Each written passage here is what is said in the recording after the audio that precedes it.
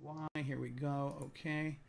All right. So can you guys hear me now? Let me know in the chat. Let me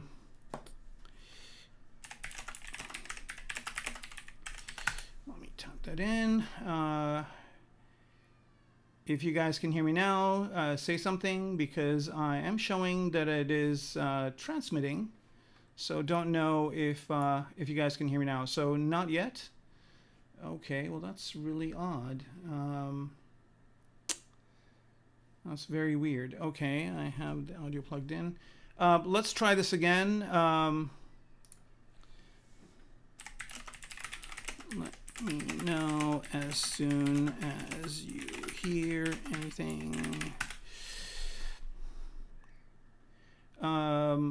Yeah, let me do a few things here. You know, I had the unmuted, unmuted. See if that fixes it. Okay, good. All right, perfect. We're in. We're good. That's why I always like to do an audio check in the beginning, just to make sure that you guys can hear me, and glad that you can. So, hey, yeah, we can get going. All right. So let's do a couple of things here and just kind of go over what we're doing. So this image right here that I have is an image that was generated with artificial intelligence. So it was just given some verbal parameters using my style, and it just went and created this image, which was really intriguing. And so it's kind of like, you know, regurgitating or reiterating, or what's the exact computer science term that I'm looking for? It's basically kind of taking something and doing a rerun of it. So the artwork is inspired by my work, and now it is being okay. Yeah, I can see that you can hear me. That's great. Okay, so yeah, so this is kind of inspired by my work, but then I'm using this as inspiration to create something new. So it's like recursion, I guess, is the word I was looking for. So it's like a recursion of art, I guess, if that is even a thing, but I guess it is now. And so we're just basically trying to get inspired with whatever this is. And so I made the mech, and this is episode 4, I believe. Let me check here real quick. Yep, this is episode 4. So we've been doing this for 3 weeks. This is the 4th week. And as you can see here, I've kind of painted the balloons a little bit, did a little bit more kind of dynamics work on them. And I'll probably be doing even more work on it as time goes on. But also I did a little bit of work on the arms here, just kind of was, let me hide the balloons so we can see the arms better. But basically what I did is I kind of figured out that these need to articulate a certain way. So all I did was, and these are still pretty much very simple low res polygons. And let me just go to one here so I can show you. Yeah, so see, this is kind of just a simple one subdivided cube. But what I've done here is I've just kind of created some articulation, because I figure this kind of folds upwards, this folds downwards, right? And this is kind of the difference between art and design, is that whenever I'm working on things, I always kind of in my mind have to have them work in some way or another. So this mech basically walks on its legs, on its hind legs. So I think I have the arms here in a just 1 second here. I'm sorry, I'll be right back. I'm going to bring up please stand by for a second, and I just want to close this window so it doesn't bug us while we're doing the work. Here we go. So so this mech walks on its hind legs, so it doesn't really so I'm just going to hide the arms here, since I have them in folders. Where are do I have the top arms in a folder? I do. Okay, so I guess it doesn't really matter if the top ones stay, but it basically the mech walks on these 2 legs, right? When it's on the ground, it just basically supports itself with these 2 legs, with a whole bunch of gyroscopic things in the middle here. And then this part right here, I have to figure out a way that it goes inside, or if I can kind of figure out a way to make it work. And that's that part over here. And I don't even know if that needs to be there, but basically this is the thing that deploys the balloons. So, you know, the balloons are attached to this thing in the bag. And basically either this thing gets dropped and it deploys the balloons and descends slowly, or, oh, I need to do this thing too. It descends slowly, or the other thing is that the balloons can be used to lift itself up. And what I'm doing here is I'm just going into the Wacom preferences just so this thing isn't so big. And sometimes I remember to do this before the stream, and most of the times I remember when I press the button. Okay, so here we go. And yeah, so basically, yeah, these deploy, so it kind of descends slowly, and then they kind of, the mech either releases them or they deflate, and it goes into this thing back over here, kind of folds up. So I haven't determined that, and it's not really a problem I need to solve, because unless I'm going to have a scene where these are deploying, I'm just going to have the balloons be there. And I think, you know, my goal is to just kind of make these things be dropping on a kind of a disaster area or whatever. And this is not a military mech. It's more of a kind of a, you know, a utility type of a thing where it fixes things in a disaster area, picks up debris or whatever, like if a building has fallen or there's a kind of some sort of a natural disaster, it just goes there and fixes things up. Okay, so let me see here. There's quite a few of you on. I don't see any questions yet, so that's always good. We can just kind of truck along. All right, so let's see here. What do I want to work on next? And as you can see here, I just work on different areas little by little. I think I want to work a little bit on these legs. I started working on them, so I'm going to hide the arms again. And let me see, where are these top arms? Oh, they're over here. So the folders were kind of further away. Okay, and I'm going to hide those as well. I'm going to hide the balloons and just be viewing the legs. And see, I also made this little part over here that the top arms will sit in, and of course I will sculpt this later on if we need to. Which graphics tablet am I using? I'm using a Wacom medium tablet. Here, I'll bring it up on a web page for you real quick.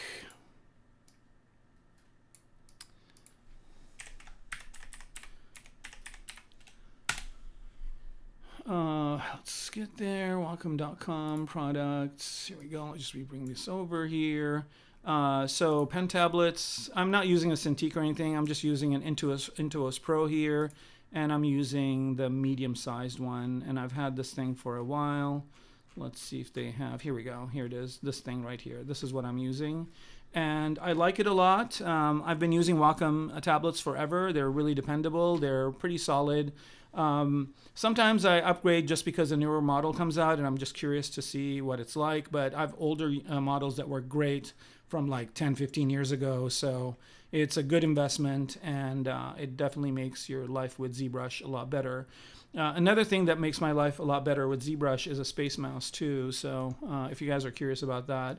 I tend to use that more in kind of the staging and cinematography type of stage of where I'm working. So you'll probably see me using that soon. Okay, yeah. So yeah, the Wacom tablet is definitely the way to go. And the only thing I would say is you might want to, before you buy a tablet, maybe check out and see if you can work with the tablet. Because I've been teaching for years now, 5, 6 years, maybe 7 even. And I know that some students have no problems kind of doing the thing where they can disassociate their hand from what they're touching. So some students like to work on Cintiqs, which basically the screen is on there. And I'll show you, they have them here as well. These units right here, which are, let's go back. These display units, so they have computers as well, so it's like a laptop, but it's a tablet and and I have one of these for when I'm off-site, when I'm working at clients and whatnot, and it's really good because it's kind of compact, everything in one. But these are the Cintiqs. They're a little bit more expensive, but this is a display, so when you're working, you're actually working on the screen, you're touching the screen. But personally, I prefer not to do it that way. I prefer to have a have my monitor not be obstructed with anything, so I can see what I'm working on. And then when I'm doing the other stuff, then I basically when I'm at a client site, I use the other one because I don't want to haul a monitor and a laptop and a tablet, so it's kind of all in one, and so that really makes sense, and I don't really mind having my hand be on the screen for that. But when I'm working at home, when I'm working at my workstation, I like to use a tablet instead. And it's really responsive, it's really good. I also have an extra thing that I purchased, which is this 3D pen, which has a button over here. And so most of the unit that comes, the pen that comes with the tablet, I've said this many times, but the one that comes with it has an eraser on the back. But what they've done is they've made a pen where they've taken that eraser and put it down here as a third button. Let me see if I can get this up close so you can see it. And that third button really makes a big difference because I map it to this radial menu that I can choose 1, 2, 3, 4, 5, 6, 7, 8 brushes very quickly, and it really works out.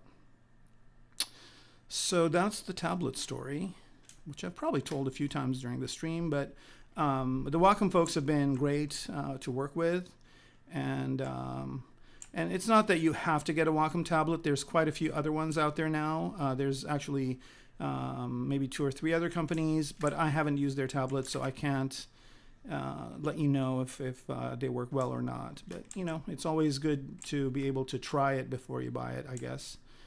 But yeah, that's that. Let's see, any other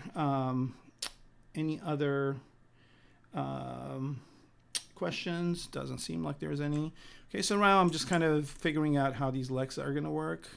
So I'm just kind of, noodling right now. There's no kind of logic to it.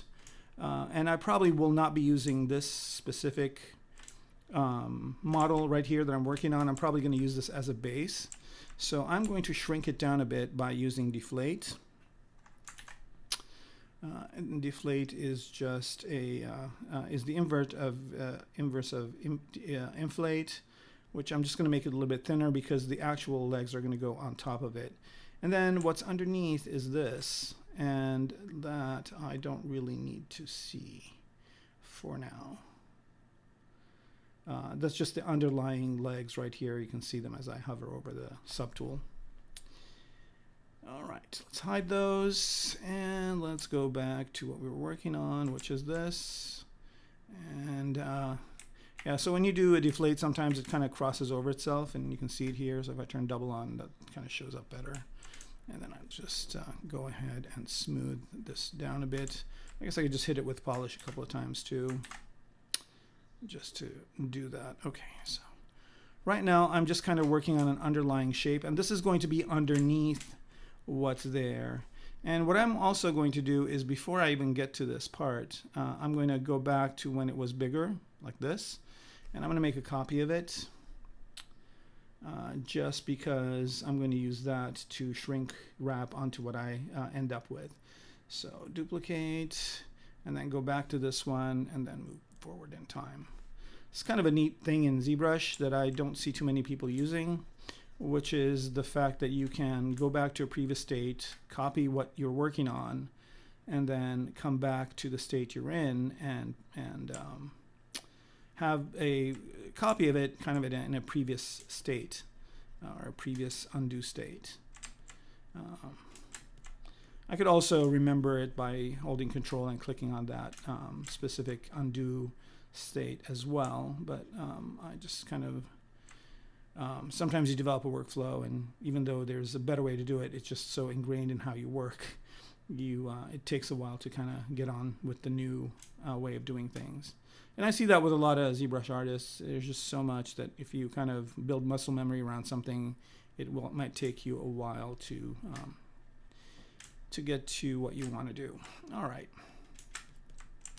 Okay, so now this is just a thinner version of this, and what I'm going to do is I'm going to make sure, does this have subdivision levels? It does not. Good. I'm going to go ahead and kit bash some parts onto it, and I'll just use one of the ones that comes with ZBrush, which is insert, where are you? There's one that has some good parts. Definitely not a zipper. The spaceship might have some good parts, but let's see. Let's go back to this. Oops. insert, and which one am I looking for?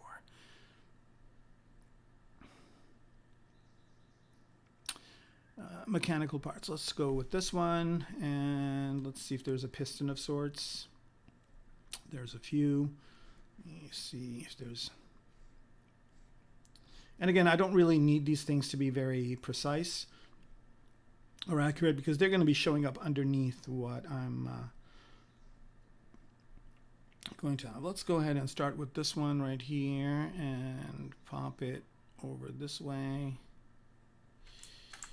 Okay, so I just want to determine a size for my brush, which is draw size of 26. So let me just choose 26 here, proper, undo this, and then when I'm drawing this, I just want it to be 26 so that if I place another one, it would be the same size. Oops, what's happened there? That's good, and let's rotate this way and place it over here. You can kind of not, it's not visible because, let me choose a lighter color too. I might, this dark gray color, here we go. This might make things a little bit better for both of us. All right. All right, so blast radius, you know, all right, so here's an interesting story that I should tell. So I've been around a while, and I started working for Microsoft in 1989.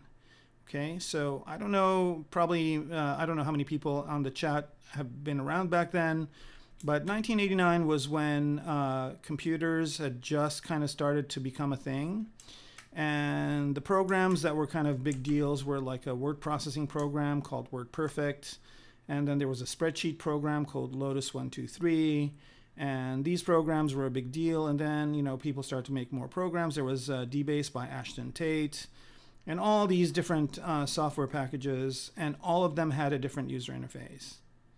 And all of them had a completely different user interface than each other.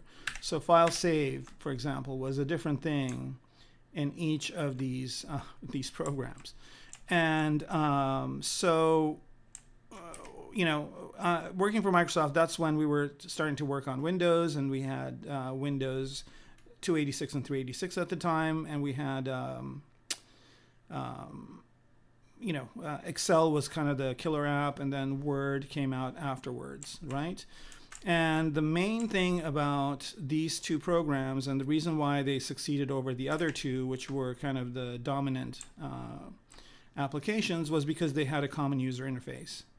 And that was a big deal. The common user interface was kind of a big deal with Windows, that the file save is going to be in one place, the file print is going to be in one place, there's going to be one printer driver that every program can use, and all that stuff.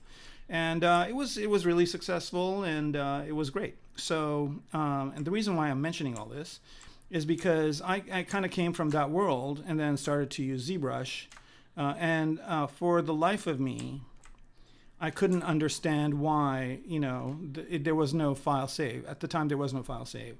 And then everything was different, and the user interface was horrible, and this, that, and the other.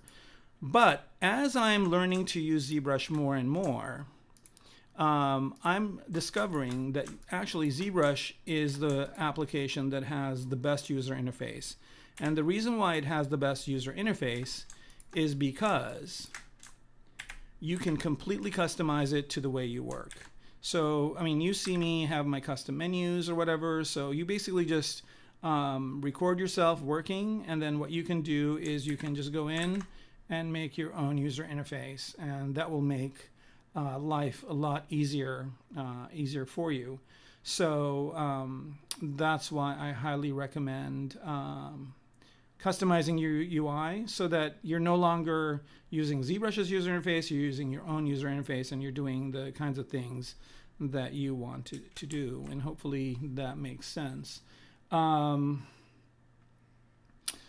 yeah, the user interface is one of those things where if you work with it long enough, if you put in the time, it will become second nature. You won't even think about the user interface. You'll just think about making your work. And which is kind of what I like to do, is not think about the user interface at all and just focus on what I'm doing, which is making amazing stuff.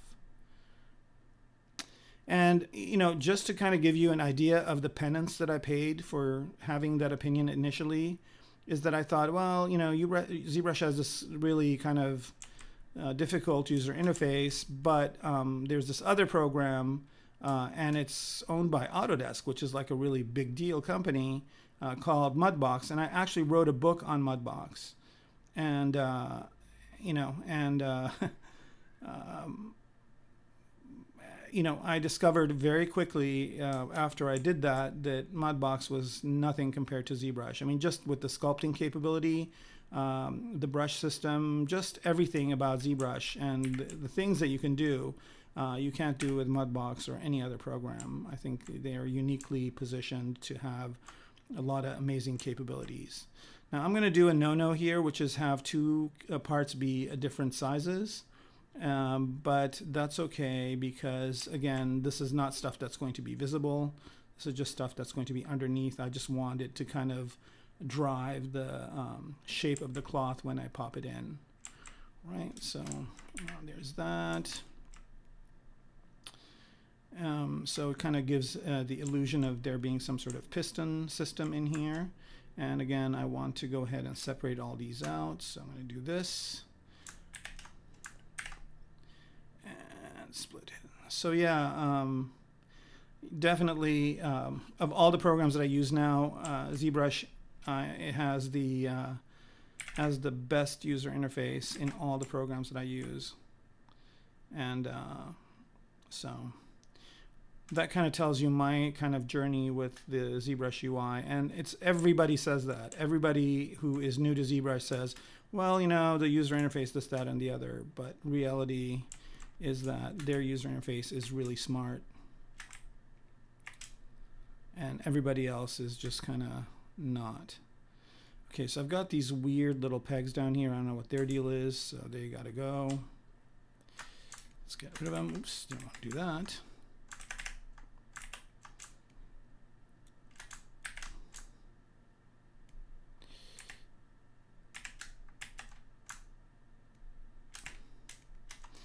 All right, and delete hidden. Wait, where's everybody? Yep, okay. Well, I'm at it. Let me, yeah, let's just do these ones first.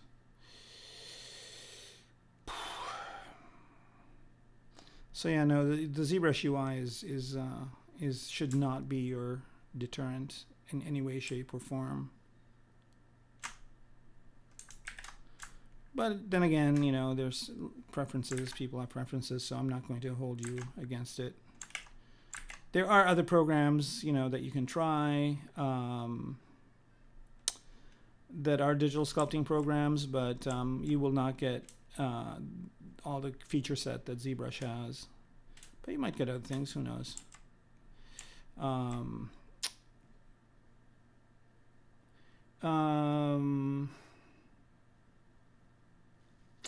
Yeah, sure. Slump XD, we're going to do that. So, yep. Yeah, you can customize Blender as well. Definitely. I use Blender. I like Blender. Nothing against Blender, ever. Not online. I wouldn't make that mistake. Actually, funny enough is that there's some plugins for Blender that are really, really good. I mean, everybody says, oh, Blender is free, but it's not really free because you need to get all these plugins for it. But the plugins are worth it. They totally are. So yeah, big fan of Blender here. Definitely using it more and more. I'm also starting to use Cinema 4D, oddly enough, because I know that since ZBrush is part of Maxon now, that there's going to be good integration, and it seems to be a pretty easy program to pick up. So Cinema 4D is definitely definitely something that I am looking into. That, and also Redshift. So I've been watching some tutorials and getting myself kind of used to using that. All right, there's those.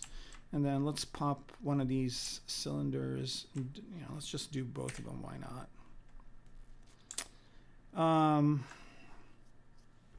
How to build a visual library for someone who doesn't know how to draw or sculpt. Well, I would say the first thing you want to do is, get it in your head that whatever it is that you're going to do, you are going to, it's going to take you some time. So,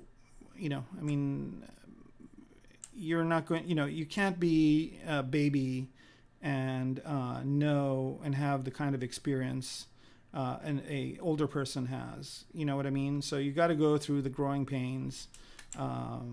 And building a visual vocabulary is a similar thing. You actually have to spend the time and watch the things that give you that visual library, and not only just watch them, but observe them, right? So like if you watch Star Wars, that's great. The first time you watch it, it's entertaining, pew pew and everything. And then, split the masks points here. I would make my UI size a little bit smaller. It's kind of big, but I think it might be better to have it be that way just because it's easier for you guys to see.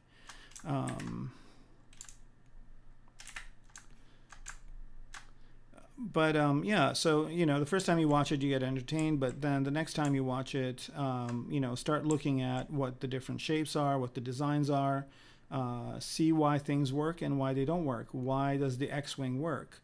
Why does the Battlestar or the Death Star work? Why does Darth Vader's mask work? Why do the Stormtrooper costumes work? Why does the Millennium Falcon work? So, and then maybe sketch them and spend some time kind of, going over what they are and how they've been designed, and understand the design process, maybe buy a design book on it and understand how they're designing it and how they're doing these things. And, and then just over a little bit of time after time, after you do all this looking into stuff, you can kind of start to, develop some sort of a visual vocabulary of your own. And then, eventually start developing a style of your own. And, yeah. I mean, we're all inspired by other people. Even the best of us are inspired by other things. You always hear artists, even the greatest ones, go, well, I was inspired by manga or anime or, different movies, different TV shows, different artists' works. So you just have to spend the time and do it.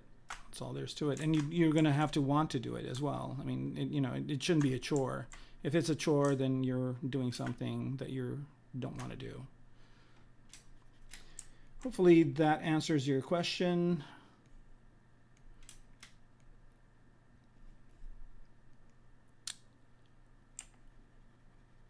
But yeah, don't expect to wake up one day, like the Matrix and I know Kung Fu. It's going to be something that takes a little bit of time. Okay, so I'm kind of taking my time here, just kind of making this under part of this. And let me see if I can do some stuff here in the back too. First of all, this thing here is way too dense. Let me just re-dynamesh it. Here we go. That'll solve a lot of problems with it. And here I'm going to use another feature, which I forget about, but it's really, really super powerful, and that is project primitive. And I'm going to do that. And project primitive is really one of those, again, this is one of those genius ZBrush things that few people know about. So I'm going to peel this off so I can see what it is.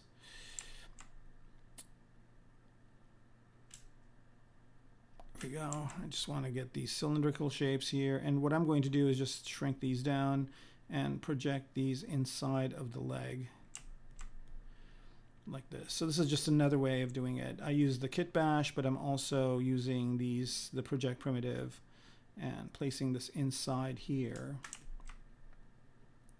And again, this does not have to be very accurate. All it's got to do is just kind of create like the underside of what I'm going to wrap on top of it, or shrink wrap on top of it in a minute, using dynamics. All right. Any other questions?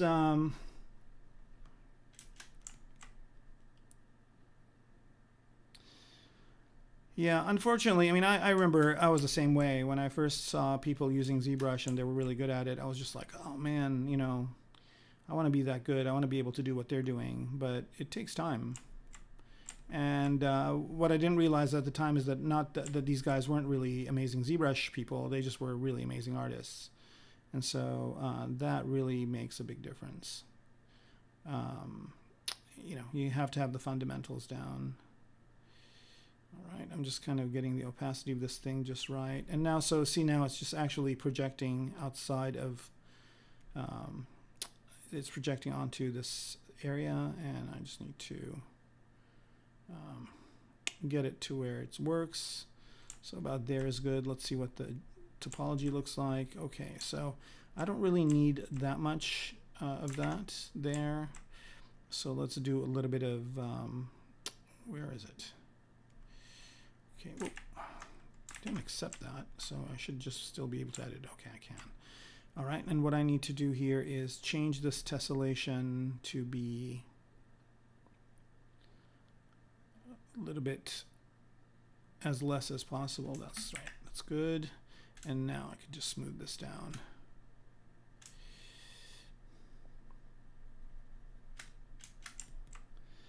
Yeah, so it just kind of created this shape. I mean, it's, you know, I kind of wanted more of a cylinder shape, but this will do. And then let's, is this on inflate? It is. We dynamesh this, and then I'll just use H polish to kind of create more of a shape like this.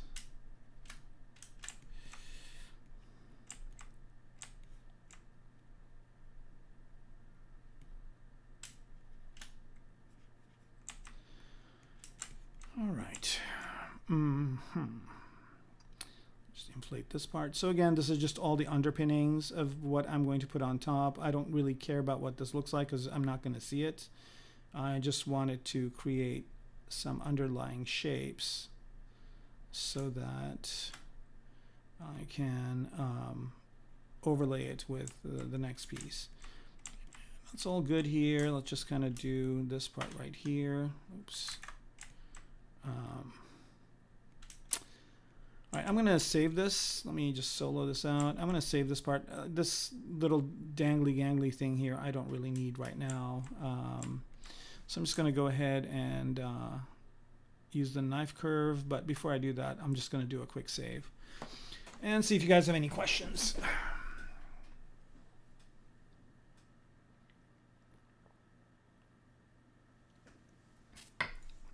Did you guys see the Avatar trailer? It finally is available to the public. Let's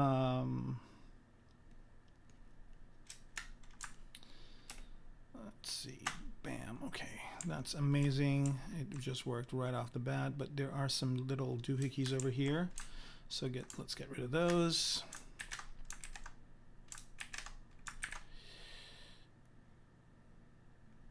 Right, and now we're good to go. Right, now I'm just going to go back to the clip curve and do an angle like that.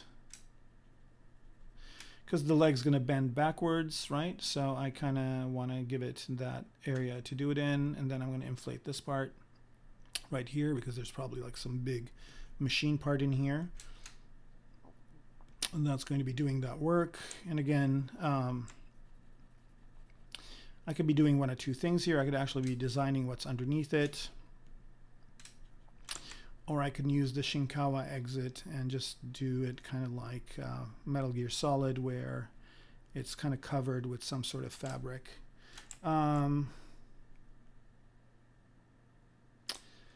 Yeah, you know, it is tough. Time and practice is tough. It is very tough.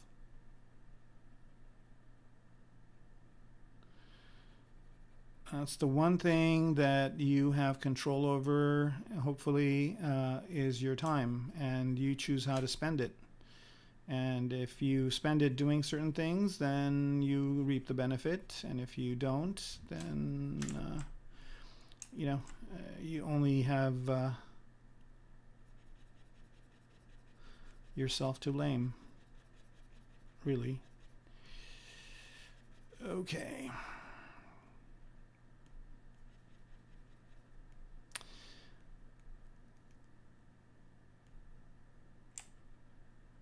And I know it's hard, I mean, especially if you're not getting the results that you want to stay motivated and continue to work. It's really hard to do that. It's really hard to be making stuff, spending all this time, and then not getting the results you want. And then giving up. And a lot of people do that. I mean, I know people that spend a lot of money on school to learn this stuff, like a lot of money, like money they're going to have to be paying debts on for a long time, and waste their time doing other things during school. And then once they graduate, they're going to have to A, pay their bills, and B, not be benefiting from the schooling that they had. I'm teaching at a great school now, Noman. I don't know if you guys know it, Noman School of Visual Effects. And my class there, they're really driven and motivated. They're about to graduate too. That really kind of does a number on them as well. But yeah, they've been really kicking butt.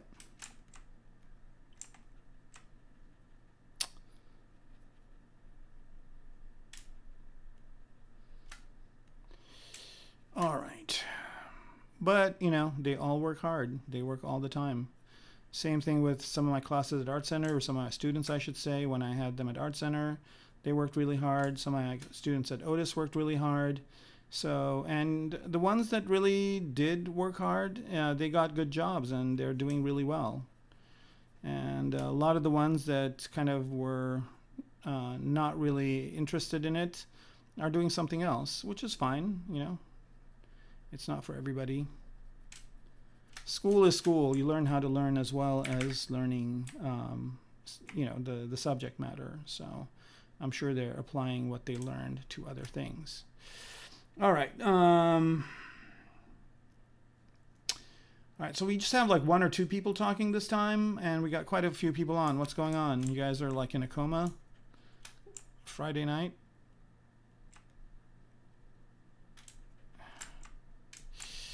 Nobody has any questions or doesn't want to talk about anything? Nobody wants to talk about the Avatar preview? I guess there's a Resident Evil preview as well. I don't know if you guys saw that. That looks pretty good too.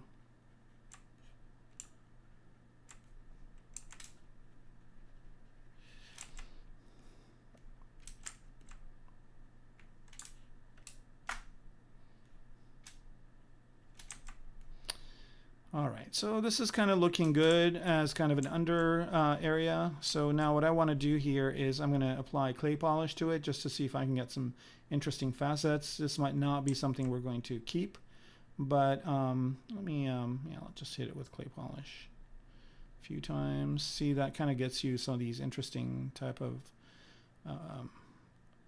edges. And let's continue to do that. Yeah, that's good. So now I've kind of got a little bit of hard edges going on, and then I'm just going to hit this with a polish real quick. Polish by features. Yeah, so that kind of makes it look like there's like hard surface elements underneath. Okay, so now that we've done all this, what I'm going to do next is just go in here and show that initial one of these that we kept. Where is it? Thought we duplicated it. Oh man, did we not duplicate it? Or we did? We have to have. Nope, yeah, we did. It's right here. All right, so this one also I have to get rid of that doohickey. So again, I'm just going to do a quick save before I do that. There's like a big question here. So, and you making segmental plate armor like sci-fi plate? Oh yeah, Faithless Zealot. Of course I do. You know, maybe I'll do it with the top part today. So yeah, stay tuned. And then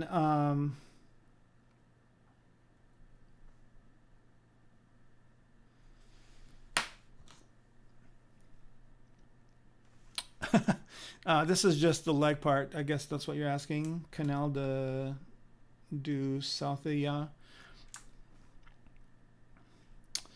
All right, let's do the knife tool and cut this part out. All right, like that. Bam. Okay, again, there's like those little doohickeys down here. No worries. Shift A, Control. All right, and let's delete the hidden parts. Okay, so basically what we're doing now, and I'm going to go ahead and redynamesh this. So now what we're going to do is we're going to take this part that I just created and we're going to shrink wrap it onto what's underneath. So let me just kind of pull this out a bit, like so.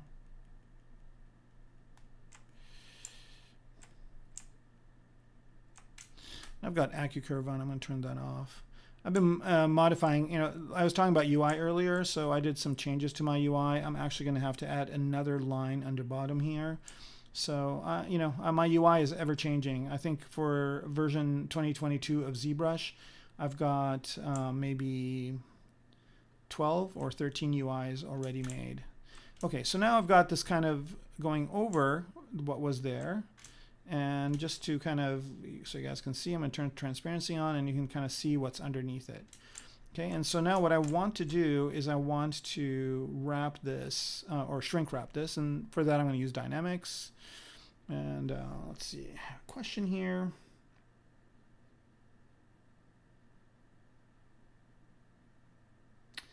Yeah, I am in the LA area. That is correct. I don't know what I said that indicated that, but yes, I am in LA and I've been here for a while, and you know, I tend to like it here. What's my best advice for online computer animation students? I'm a senior in college. The best advice, I don't know, that's pretty that's a pretty big kind of general thing you're asking there. I'm going to go ahead and calculate the collision volume here. And let's just do a recalc. And then what we're going to do is we're going to do an expand. And we're going to do a deflate. And I'm just going to run that simulation just a little. Oh, that's too much. Too much, too much, too much. Yeah, if you can... if Reckless American... It's a funny name. If you can let me know what specific type of advice you're looking for, maybe I can help. Okay, Jay Howley's working alongside. That's great. I do that all the time too. I watch other people's streams and I work while I watch. Yeah, so I will make the segmented armor in a little bit. I'm going to do that for this top part. I wasn't planning on doing it today, but I can. All right, so let's run this simulation again. Okay, so it's getting wrinkled up pretty fast. I think my expand amount is too much. Let's take that down to 1. Still too much. Let's take that 2.1. Okay, it's still kind of too much. All right, so what I'm going to do here is I'm going to go to the Dynamesh and change it to be a little bit less than what it is. Let's take this and make it 256, just so we don't have as much geometry fighting each other. And also for a good measure, I'm going to not allow it to have too much self-collision. All right, run simulation again. It's still expanding pretty quickly here, so I'm going to turn expand off and just do a deflate. All right, that's a little bit better, but not much. And now if I just hit it with the smooth brush just a little bit here, you can kind of see that it's getting some really neat fabric type of look to it. And this is exactly what I want. Let's run it again. All right, so here it's getting really jumbled up because it's kind of having a bit of issue with these parts right here. So I'm going to hide those parts and recalculate the thing. Let's see, that should be here. Okay, so you can get hidden, and this one can get hidden as well for now. All right, let's go back to our leg part over here, which was this one, I believe. There we go. And what I'm going to do is, I don't think I need to, let's hide this one too for good measure.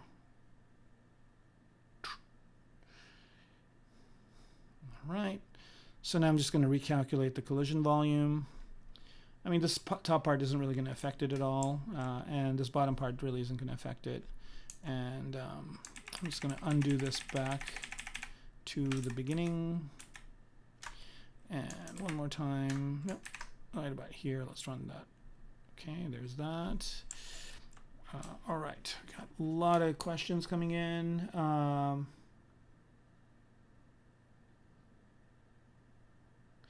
Yeah, the knife tool is pretty amazing. It's a pretty nice addition. It's something that people had wanted for a very long time, and we had ways around doing the same thing, but it's nice that they added it. It makes a big difference. Well, the right amount of detail. Isn't that that's a really kind of good question, and it's a big question as well. So detail is one of those things that looks really attractive.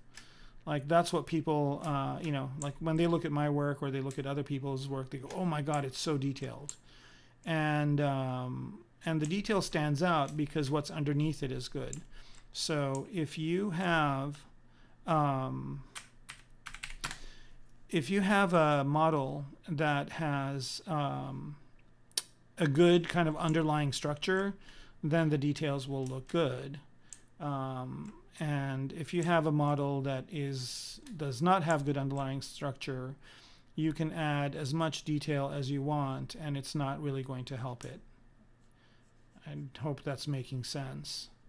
And that's a mistake that I see all the time. I see people getting to the detail really fast because, let's face it, detail is fun, and detail is what people observe at first.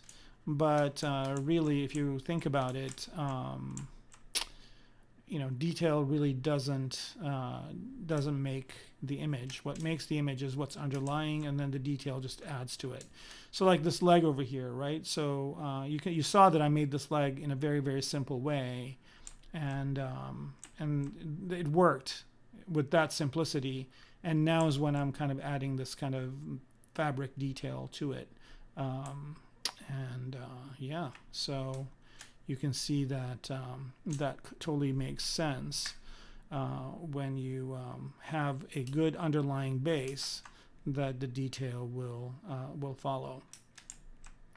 All right, I'm going to go ahead and do an inflate now on this, but I've actually masked out certain areas. That's good, and then do a deflate again.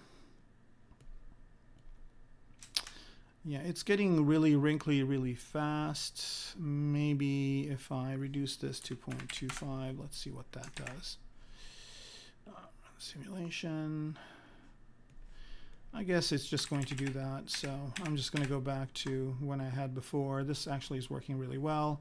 And then I'm just going to use manual cloth pull to create more of the types of details that I want. So this is bending over here, so I'm going to add this kind of detail over here. Let's see.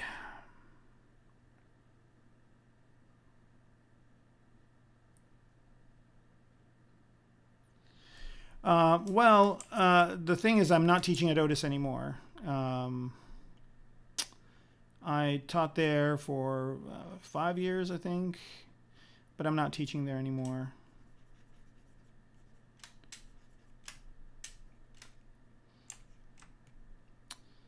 And I think, from this point forward, I think I'm just going to teach at Noman, possibly at Art Center again, but not anytime soon, maybe sometime in the future.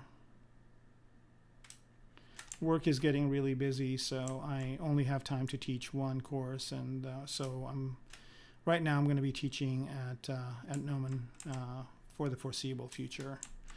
All right, so that's looking pretty good, and I'm just going to use this other cloth brush that's pretty neat, this one, to create some lines here. And notice I don't really need this to be very high resolution. This is pretty kind of low res. I can probably go up one more level of subdivision and start adding some of these details. So you see, just when I went up one level of subdivision, it kind of slowed things down. So I'm going to go back to where I was. Here we go. Let's just stay with this for now until we get the shapes that we want. What's nice about this is it looks like there's something underneath it, so it's a good way to kind of add those underlying kind of mechanical looks. I think that's a bit too much. All right. Let's see.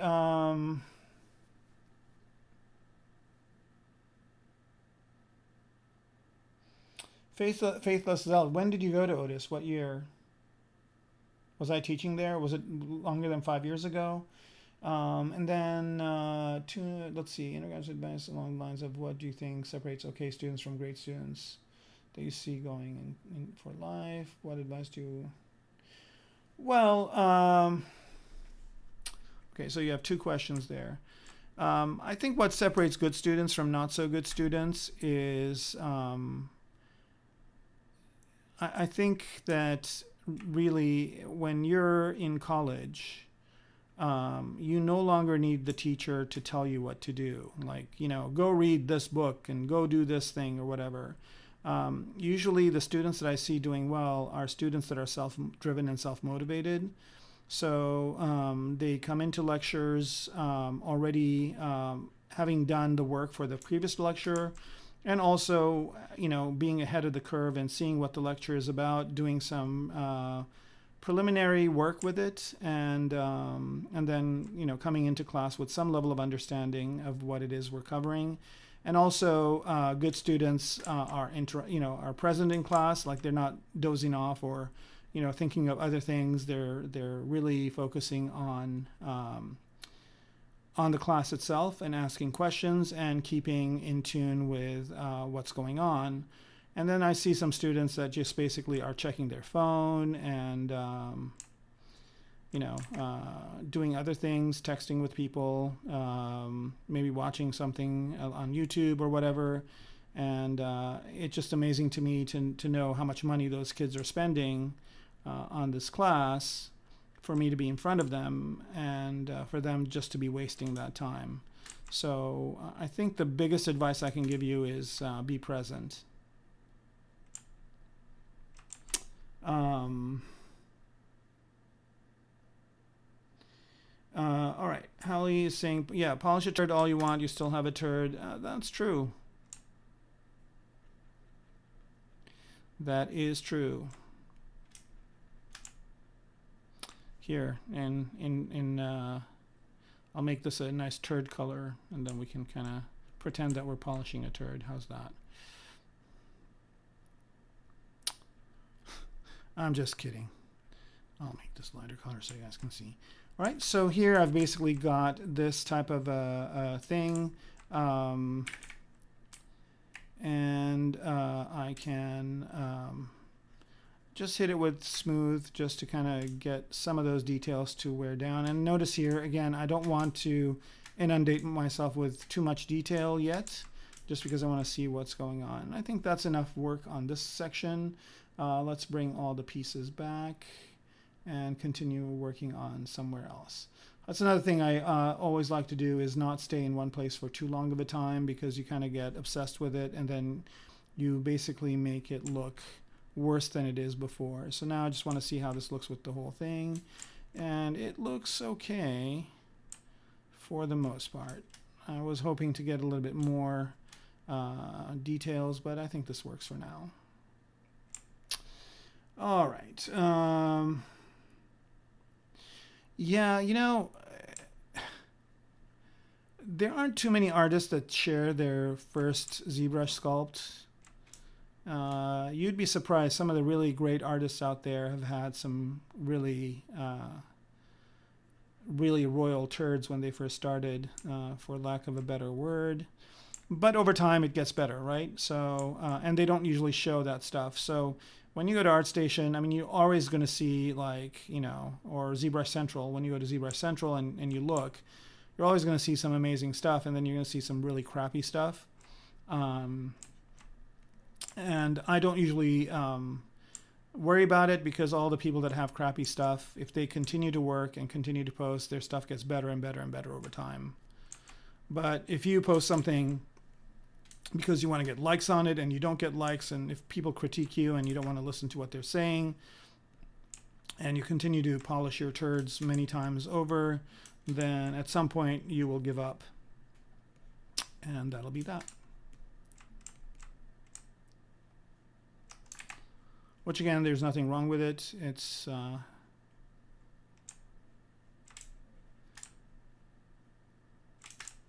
right, I'm still kind of obsessing over that one area. I need to move off of it, and I think I just popped my navigation to something else. All right, so this looks good. Let's bring the arms back. Maybe we can start focusing on one of the arms.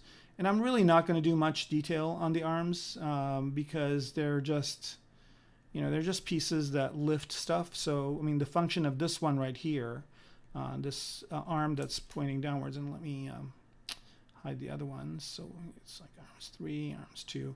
Like this one right here, the whole point of it is it's going to pick something up, right? Something about this size, maybe a car, maybe a piece of a building. So the most thing that these are going to do is either lift in this direction, this way, or lift up with, you know, just go up in direction or go forward in direction. It can't, you know, I've kind of created these visual things to indicate that this isn't going to really move back much, so it doesn't obstruct the walking of the mech.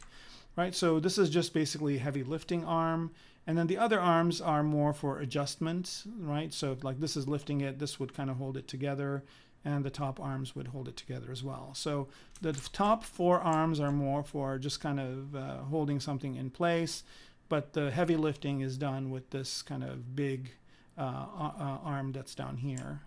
Right, so maybe these things come down, they inflate the balloons, and then they use the balloons as leverage to lift up debris or fallen building or any kind of thing like that.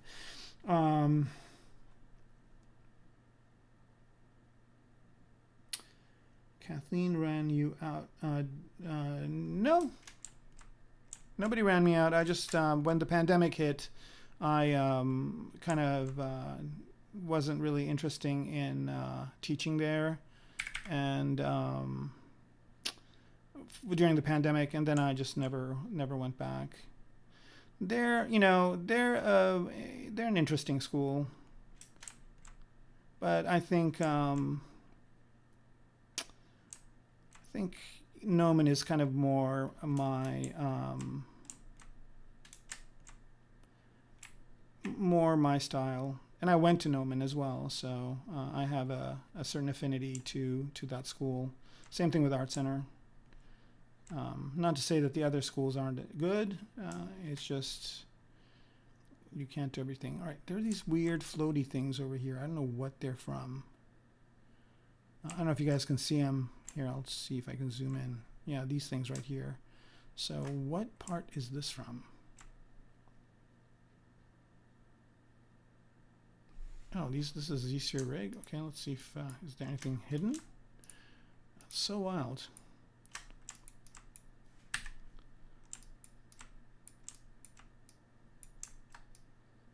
Yeah, look at this. What the hell are these? All right, so I guess I should just make sure I'm on them. And let's get rid of these parts. All right. Actually, I could probably just get rid of this whole thing. No, solo it out. Oh, I see what's going on. All right, no problem at all. Let me, oh, that's what I did. Here we go. Now we're back to normal. And then I'm just gonna do this, let's go to select.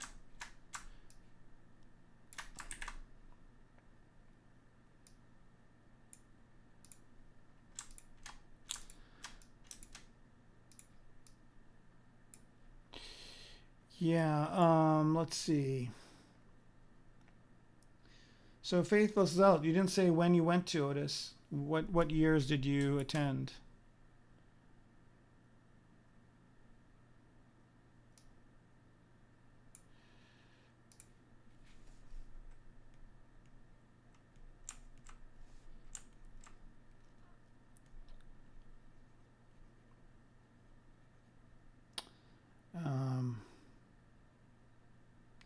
Oh, 2011. I don't know. I wasn't there in 2011. I don't think I was. Or I might have just started. Yeah, when I first started there, I wasn't teaching a ZBrush course. I was teaching a introduction to 3D course, which was kind of. I mean, it was fun the first few times, but, you know, it's one of those things where it gets old really fast. And especially since, you know, I got, you know, it was kind of a required course, so I'd get a lot of students that didn't even want to be in 3D, right? So you get people that want to do a whole bunch of different things, and so they're just taking this course just to get the grade, so they can move on to something else. And it's like the worst thing to teach people like that. Versus now I'm teaching people who want to learn what I'm talking about, like 100% invested in it. But, you know, I think teaching beginner 3D is a good idea, just to kind of, you know, understand where the kids are. And it's also the other good thing about teaching an introductory course is that, you know, there's always students that want to take that course, so, since it's required. So you always, you know, you're assured of that class being available all the time. Although after a while I started teaching a ZBrush class at Otis, and those were fun. I had some good students. It was also a required class. So I had a big kind of crowd of students that would take it, and they would do amazing works. And in that short period of time, so actually Otis classes run 15 weeks too. That's the other thing. In that time, in 15 weeks, they would go from not knowing ZBrush to having a portfolio piece. And their portfolio, you know, what they had in my class, I would go to their grad shows of these students, and they'd be showing that stuff. Same thing with Art Center.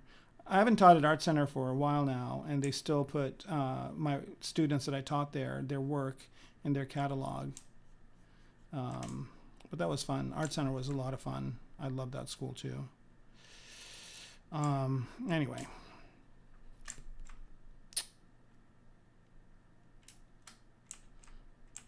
Yeah, I'm amazed that Kathleen was there in 2011. I didn't know she was there then. I had no idea.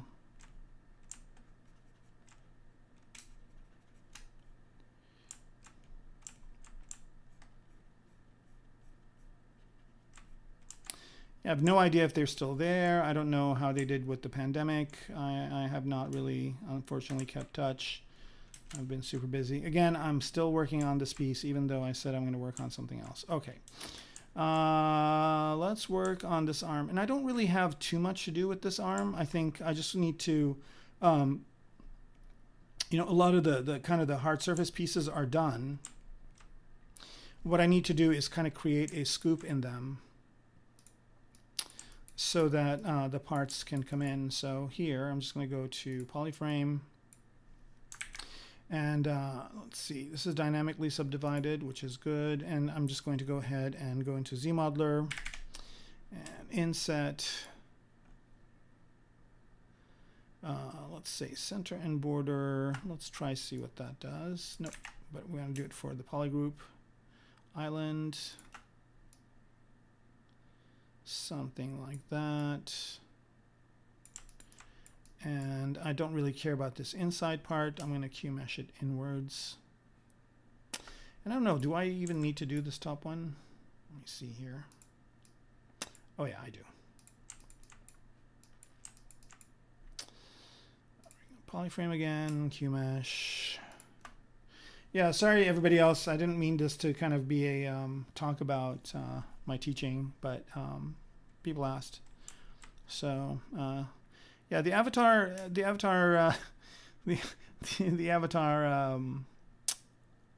preview was kind of amazing. Like they're doing some amazing things with water, which can't be easy.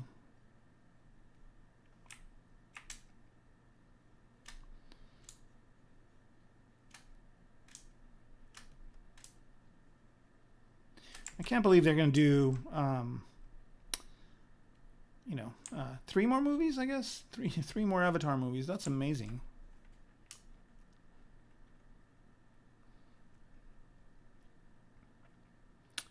All the way until the end of the decade, we're going to have them. All right, inset this one as well, like that. And then Q-mesh this in. All right.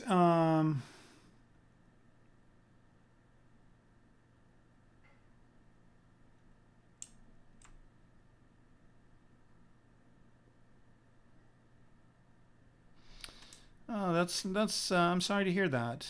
That's kind of a bummer.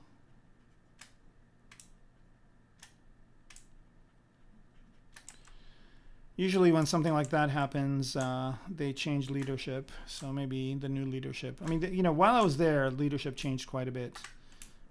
We're talking about that again. While I was there, the leadership changed quite a bit. So I can see how it could continue to do so until they kind of get back on track.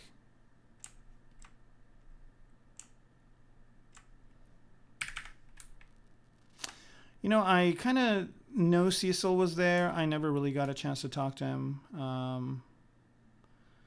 Some teachers you kind of talk to a lot because your time slots are close to each other, and some teachers you don't. So I never, and I intended to kind of talk to him more, but didn't get a chance to. They still have a couple of good guys there that I knew. I think they're still teaching there. It's not all bad.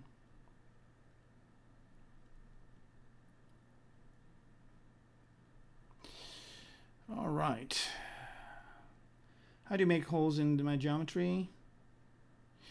Well, there are different ways. Like a really cool way, and I'll just do this real quick here since you asked, is ZModeler has a really cool way of doing it. So let's say I want to do a hole right here, right? So you just go to ZModeler brush, press spacebar, go to split, this one right here, and you just draw one of these guys out. Now I'm going to turn dynamic subdiv off. So what that does is basically creates this shape, puts a creasing around it, and also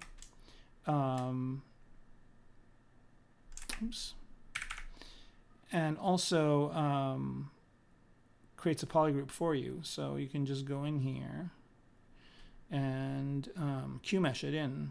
So Q-mesh, polygroup island, and you just push it in like that, right? And it creates a hole for you. Now, the reason why this isn't really looking very circular is because with dynamic subdiv, I don't have it. I have I have a a Q grid on. But if I didn't have a Q grid on, this would be, I mean, look, you can already see it. It would be a perfect hole like that.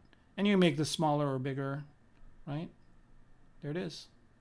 That's probably one of the best ways to do this. Or you can also, you know, like you said with the cookie cutter thing, press in an alpha or something like that. You can do it that way as well. All right, let me just turn that back to where it was. Q grid of 1.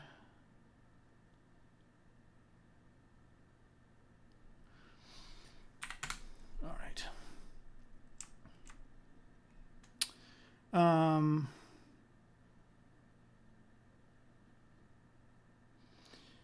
Yeah, yeah, that's a good point.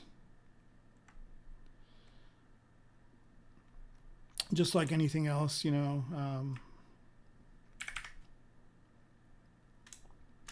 I think the really dangerous thing with schools is that a lot of them get into their comfort zone and stay there.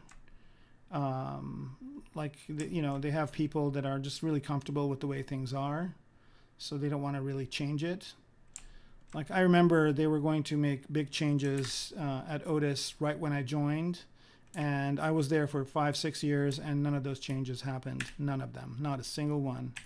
And just because, and I don't, you know, I'm not blaming anybody. I'm just saying, you know, doing changes is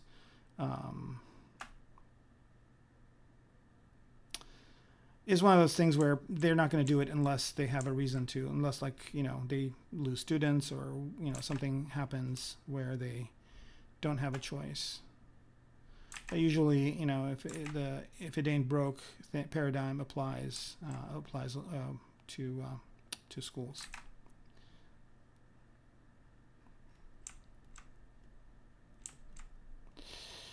All right.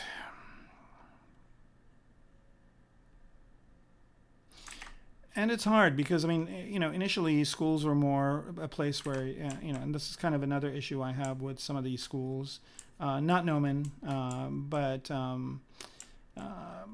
lot of these schools, I mean, they're there for, basically their success is measured by if their graduates are getting jobs. That's kind of the success measure. So they orient a lot of what they do around industry and business, which in a way is a good thing to do with art school, because when you talk to people about art school, they say, oh, well, you know, it's art school, you're not going to be able to get a job. And a lot of these kids come out of art school and they get great jobs and they do really well. But you know, you kind of lose a little bit of the academics when you do that. So, like, if you look at a lot of previous inventions, a lot of these inventions don't happen in industry. They happen at schools. It used to, but now they happen in industry. So, you know, like, it has to be somebody at a pretty high level to, you know, getting a PhD to be able to, like, do some experimentation in schools. But I don't think Otis has a PhD program. I don't know if Art Center does either. It'd be interesting to find out. All right, let's see.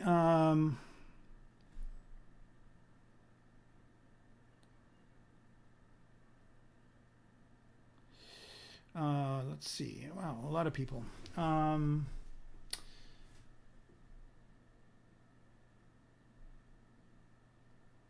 Yeah, face those out. You can. You know, again, I don't know if I'm teaching next term. This was kind of a something that just came up, but I would like to. I would like to teach there ad infinitum if I can. It's just a great school. It's a great bunch of people there. I've got a lot of friends, so yeah. And if you are interested, just let them know, and they'll make it happen.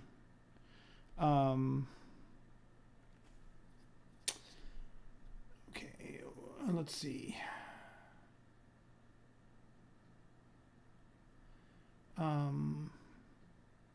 Maxus light, I don't know what you're saying. Maybe you can elaborate some more. But oh, Maxus. Okay, yeah, Maxus. What are you? What exactly are you asking about? Yeah, true. Yeah, Aquaman was kind of funky though. I mean, I didn't think the underwater effects were kind of that good. I think they were really. I mean, I guess Oh, excuse me. I guess they were okay.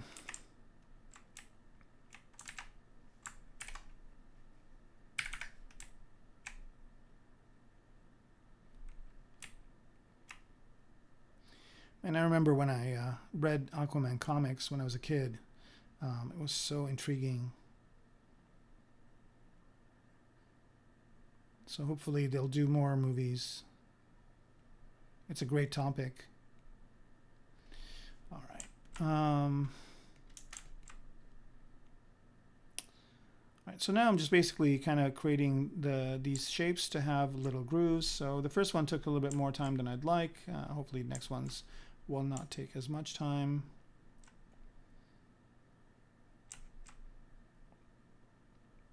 But again, you can see these are really simple shapes. Very little geometry here, not too deep. And I'm actually going to use the Alt key here to just quickly make polygroup, inset it.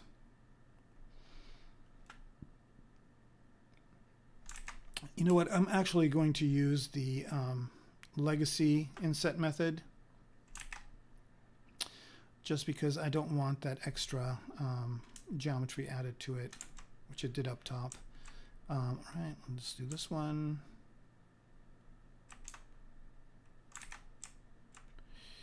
And do that to it. Okay, and are the two insides the same? They are.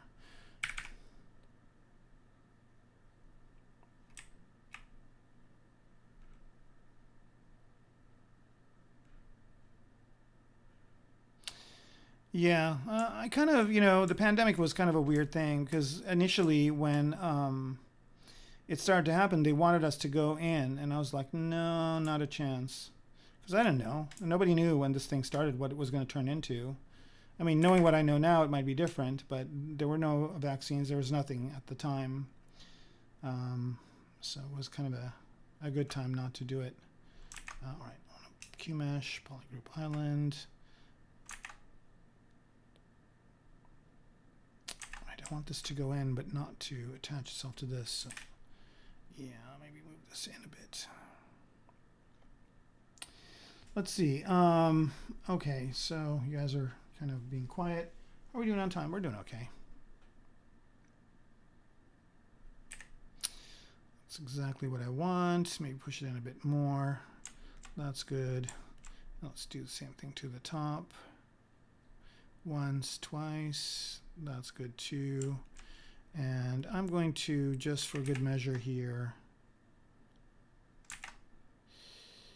close this out. Do a couple of loops just to kind of create more of that kind of ridge in there. And here I'm going to do the same thing.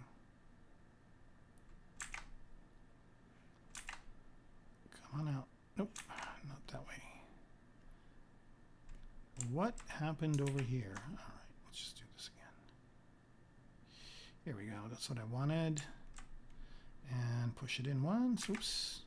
I need to do nothing on the edge because it's right. That's one, and then I'm going to push this down. Okay, so it's kind of need to get this middle part to come up. Here we go.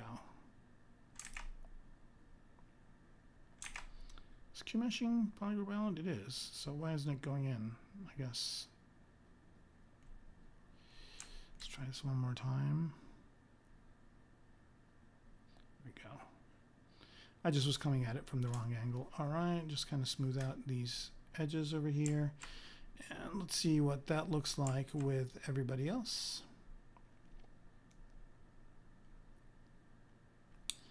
Looks good.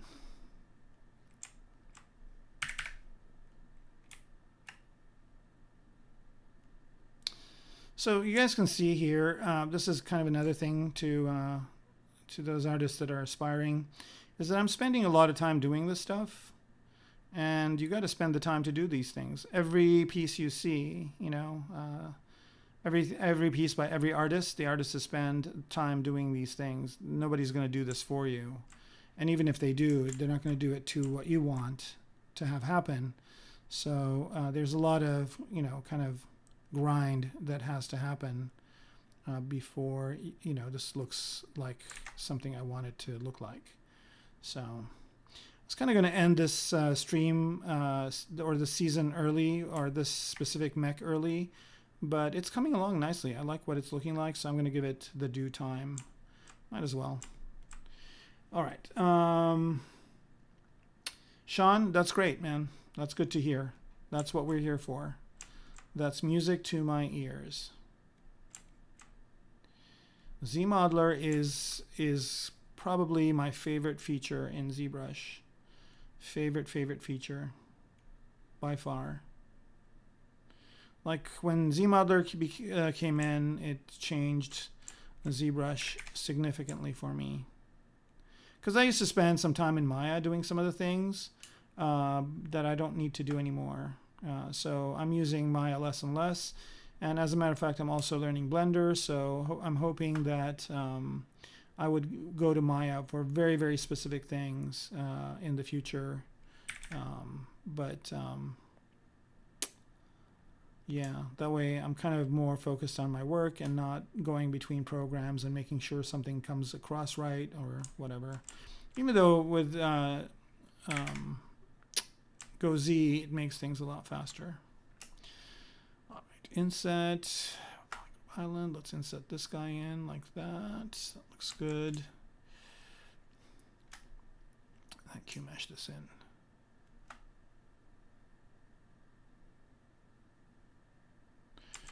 All right, let's see what that looks like. That's looking good over here. And of course, you know, having this many appendages definitely makes your makes it go a little bit longer, but it's fine. We're almost done with this arm. And this muscle stuff inside, I mean, I might replace it with something else at some point. What the? Okay, with this one, something funky happened where this side has got this weird cut in, which kind of looks cool design-wise, but that's not what I want. So I'm going to mirror and weld this thing to get both of them to look the same.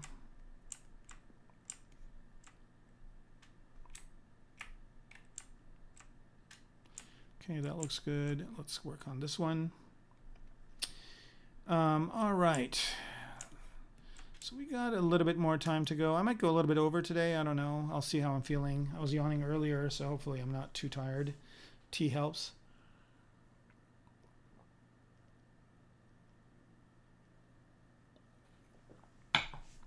Get some caffeine action going.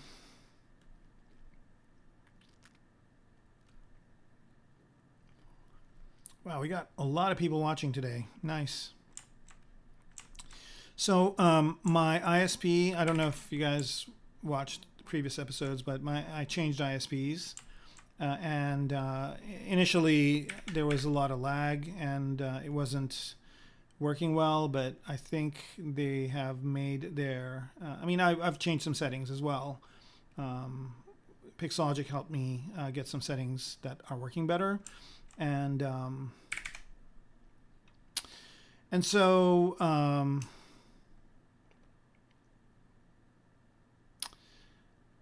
I think they've made their service a little bit better. So next time I'm going to try and jump back up to 1080p and see if that's going to work better.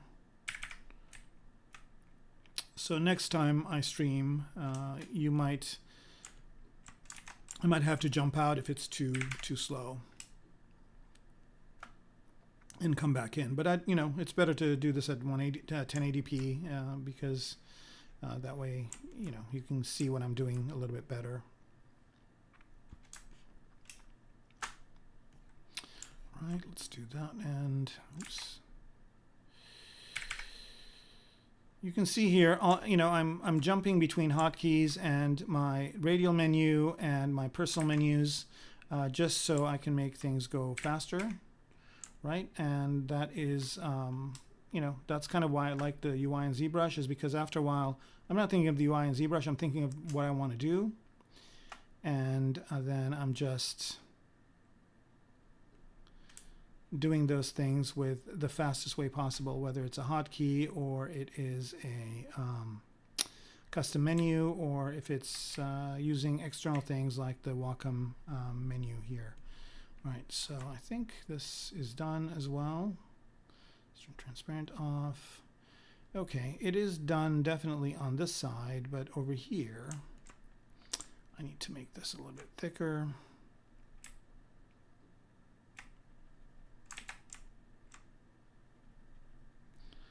Like so. All right, let's just let autosave do its thing. I'll move on to my second cup of tea.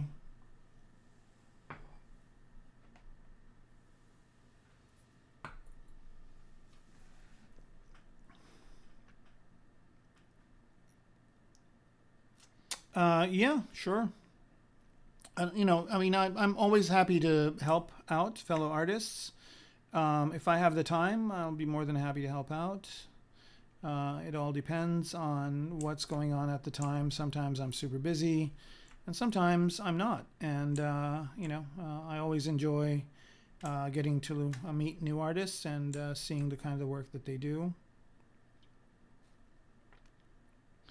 And also, by the way, I think there's one ZBrush artist on here that does crits, Thomas Wittelbach, who's been on the stream a while ago. I don't know if he's ever come back, but he does critiques as well. So if you actually want your work to be critiqued online, you might want to check his stream out. I haven't really thought of doing critique streams, but we'll see how it goes.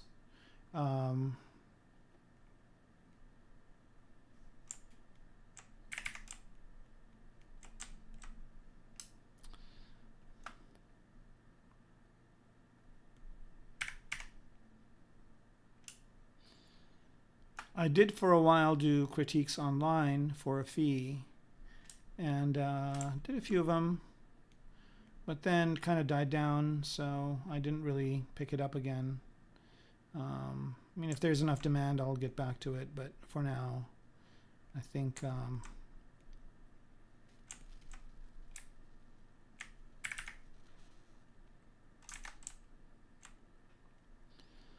this thing inside, I need to Dynamesh. Okay, so now I guess we have kind of the underlying structure for these things, and I'm going to do the exact same thing to the other arms, but I won't do them here because you guys already kind of watched me go through it. Also, what happened to that beautiful outside leg that we created? I guess I hit it. Here we go. Okay. All right, I think that's looking good. So paneling, I think somebody asked about paneling. Let's try and do some paneling with this over here. So I'm just going to go and solo this out. Actually, let me see here.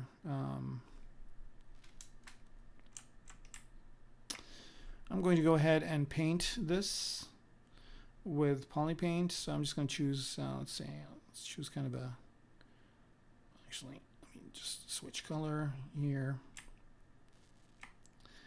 and start painting this. And the reason why I'm doing this, you'll see in a minute.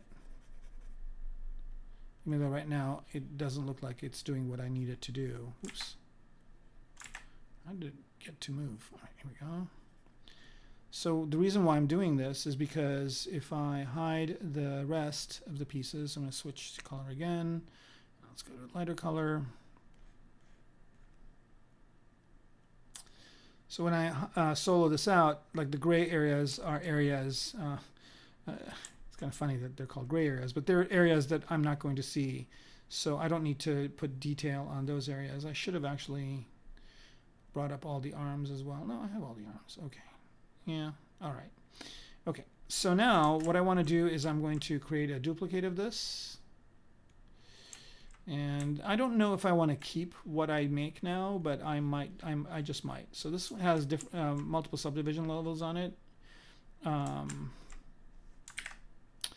I'm just going to bring it all the way back down to 1 and flatten all these things out. Because I want to do paneling with them, and I'm not going to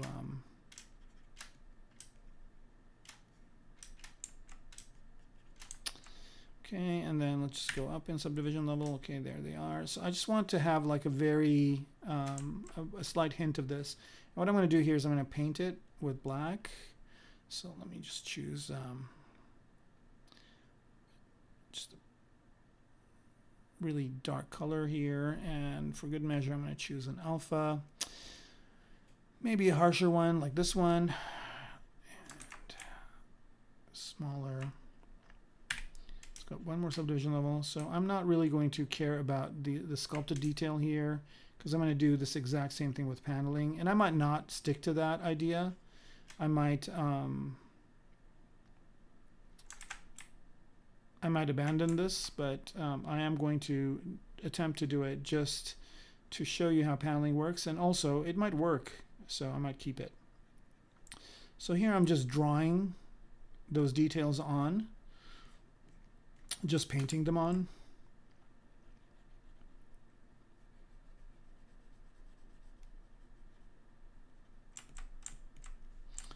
Like so. And again, this isn't at a very high subdivision level. It's kind of at a low subdivision level for now. And I just need to get enough of the look of it. And then I'll just go in and maybe make some changes later. Okay, so I want a line that goes this way.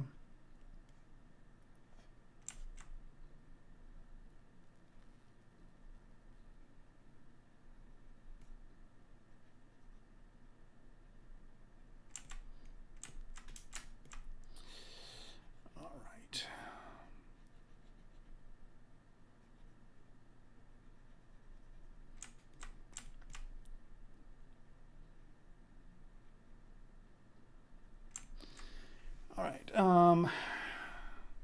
What was my most memorable sculpt? Ooh, good question. I don't know. I think I've got so many going on right now that I can't really. I think I'll just go kind of by history, and I guess it's a good time to show my website as well. Which is a newly done one. I'm still doing a little bit of work to it, but it's mostly done, and it's on ArtStation, so it's this one right here. And I think my most memorable sculpt was this mech right here, the Gargoyle. And the reason why this was memorable is because this was the first thing that I did all in ZBrush. You know, so the first mech that I did, which was this one right here. Whoops, let me jump back up. The first mech I ever did was this one right here, the Goliath. And this one I started in Maya, so a lot of these parts are from Maya, but this top part here is when panel loops, which is what I'm going to be showing next. This part came up in ZBrush, so I started using ZBrush in this one. And this mech took me a very long time. It took me 3 months. And that was just a crazy amount of time for it. But then I made the mech, but I also made this thing that picks it up. And as you can see, it's very, very detailed. And so this took me 3 months. But then when I made this one in ZBrush, it took me a month. So I reduced the amount of time it took me to do this by a third, which was a big deal. And this one took me about a month as well, because I did a lot of changes to this where the legs open up. So it has 2 different kind of configurations. This is the way it is when it's running. And this is on a low gravity planet. And then when it's going to shoot the meteors, this is a meteor. This mech shoots meteors down. So when it is in kind of deployed mode, these legs open up. So I had to kind of figure that out.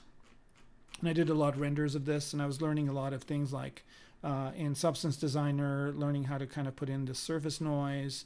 And so this was fun too. So I don't know, I guess I can't just nail one. I think all of the things that I've worked on have been memorable. And You know, I did a mech on here on the stream, and that was kind of a fun one too. So yeah, I guess I can't really nail it down to one. I think they're all really great.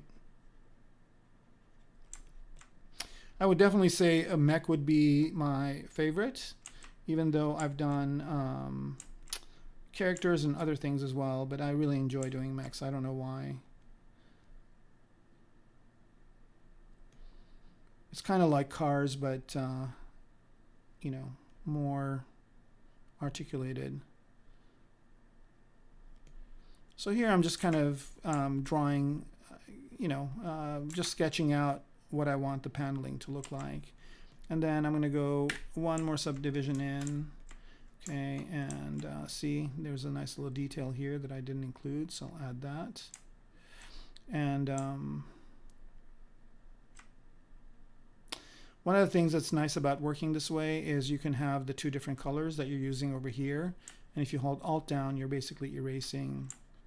And then when you're just pressing down, you're drawing. And this is the kind of thing where people ask me, like, do you need to know how to draw when you sculpt? And the answer is absolutely, because right now I'm just drawing on 3D, on a 3D object. Okay, so that looks good. And now how many subdivision levels? This is at the highest. So I'm going to delete all the lower subdivision levels. I don't need them anymore for now. And I might go one more subdivision level on this guy and delete lower as well. And here I'm just going to start nailing down the details. Now you know, the line kind of quality of this is not really where I want it to be, but it's fine. And what I'm going to do now is just switch colors here. And I don't really need the geometry anymore, so I'm just going to go in with H polish and get rid of it. All I need is the paint.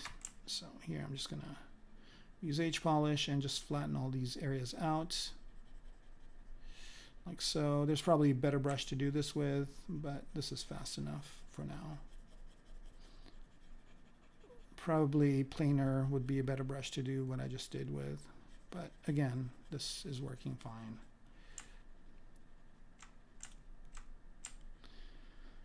You know, I kind of have to make the decision, do I need to want to go dig for the planar brush, which I actually have on my menu over here. It wouldn't be that big of a deal. Or do I just want to go off my quick menu? So you have to make those compromises and decisions as you're working all the time. Especially if you're on a deadline. Every minute counts. All right, let's see. How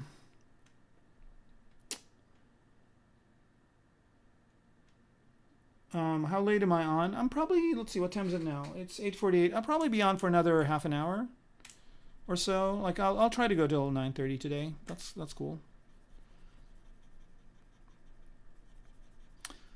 I don't have anywhere to go after this. I'm just going to probably make myself a small snack and call it a day.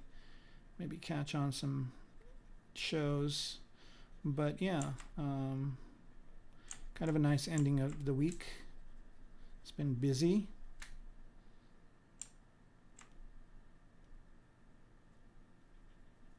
All right.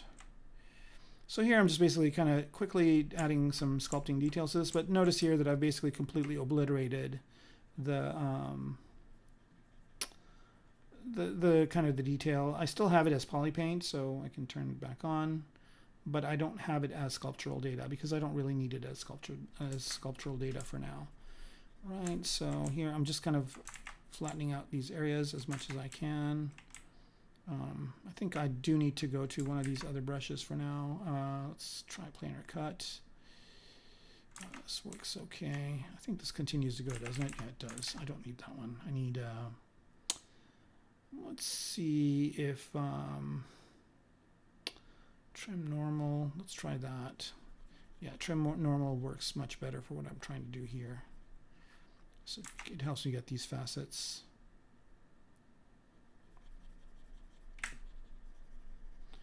Right, so it helps me get these flat surfaces.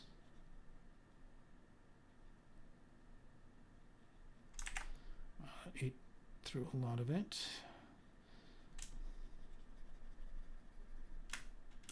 It's so weird in ZBrush, like, you know, you remember all these cool brushes that you don't use. Like, oh yeah, this one.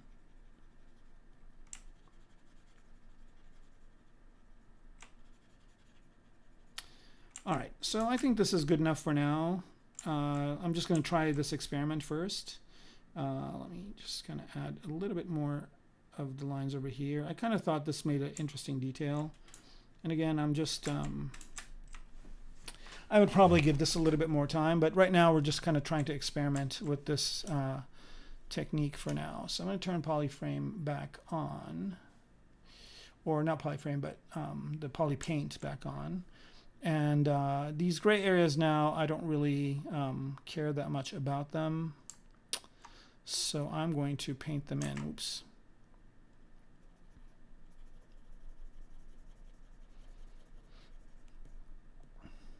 And you'll see why I'm doing this in a minute.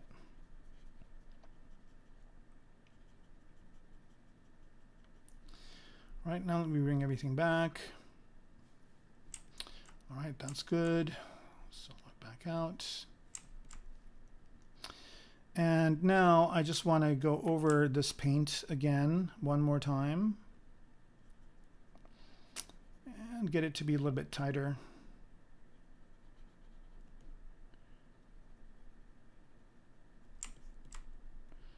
And I'm trying to stay away from these like sharp angles if I can.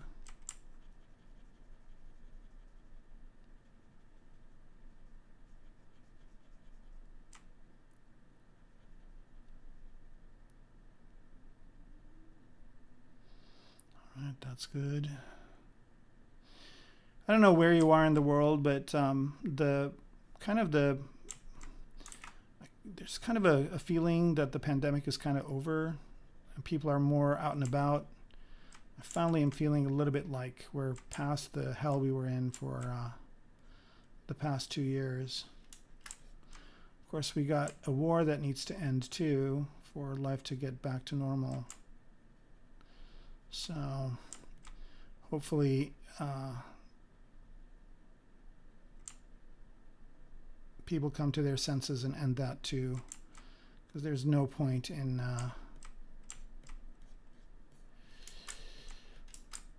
continuing the misery.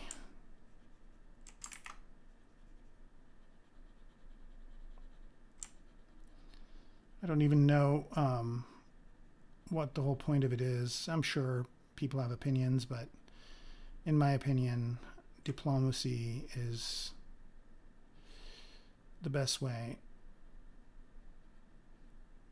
Instead of all these people dying. All right, so now I just basically did a little bit of this type of work, which basically is just going in and tightening some of this. I don't like that at all, so I'm just going to go up a little bit and over this way and tie that in here.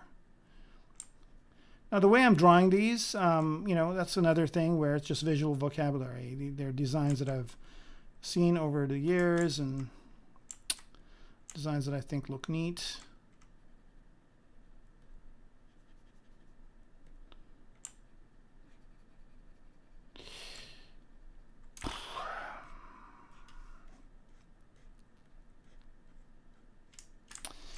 Anybody watch any interesting shows? I watched a really good one, which I highly recommend.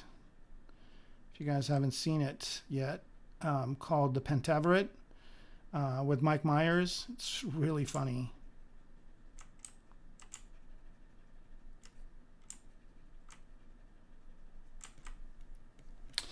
Okay, so now I just basically have this, and what I want to do here is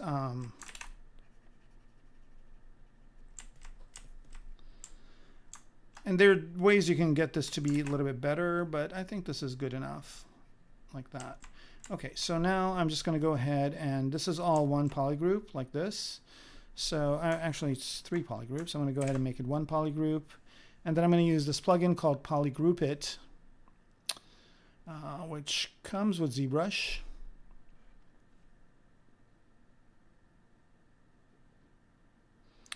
Where are you, Polygroup It?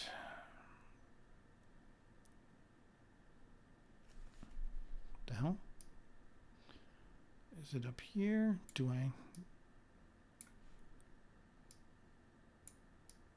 Why am I just completely not seeing that plugin? Here it is. Polygroup it. And I'm going to polygroup from Polypaint. And I'll just wait for this to finish.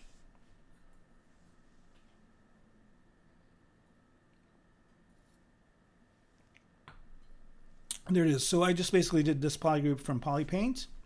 And now I've got these polygroups on here. Do I critique characters? Yeah, I do. It depends. I mean, you know, if you're doing fantasy characters, probably I'm not your best critique on that. Yeah.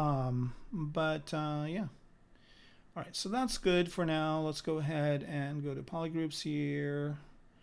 And let's go ahead and actually not polygroups, but geometry. Edge loop. And let's do a panel loops, not panel loops. Let's do group loops first. I'm going to do 4. That's fine. With a G polish of 50, let's see what we get. That's kind of good, I guess, but no. All right, I'm just going to go for 0. And let's do a G polish of, let's do 20. Let's see what we get now. No, I'm gonna need more. So all right, let's go up to 75, 73. Okay, that's looking a little bit better.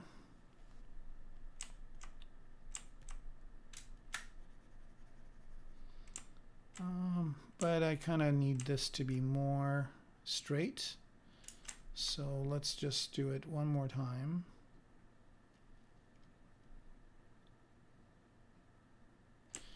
Let me try and see polish by PG if that works. Polish by groups. That's better. Let's continue to do that. All right, so now I've kind of got a little bit of what I want. I've got a little bit of wobble over here, which I can change. One way of doing this is, let me go ahead and do some of the changes here too. So I'm just going to use the move tool and kind of get a little bit more of what I want looks wise. And I don't really care about this. I'll fix it later.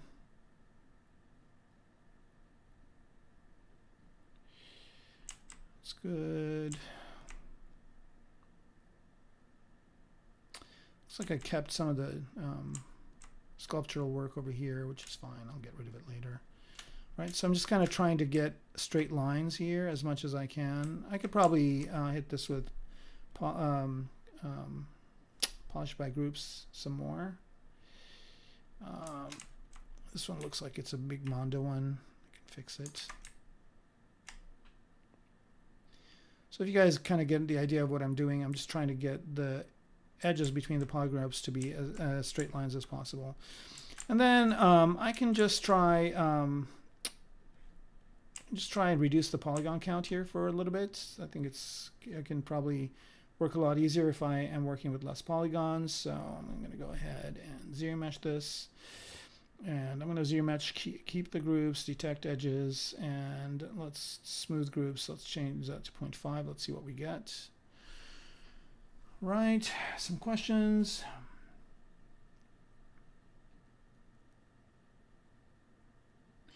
Trim dynamic is good. H polish works really well. Reckless American. And then, glad you figured out Disco Diffusion, Damien. Okay, so now we've got less geometry. So, you know, if I do a polish PG, then I would get a little bit more of what I want. Some of these groups are kind of weird, so I'm going to keep regrouping the visible until I get like more colors. Okay, this is good. So now I've kind of got less polygons to work with, so I can do, you know, see how easy it is to just kind of make these straight now.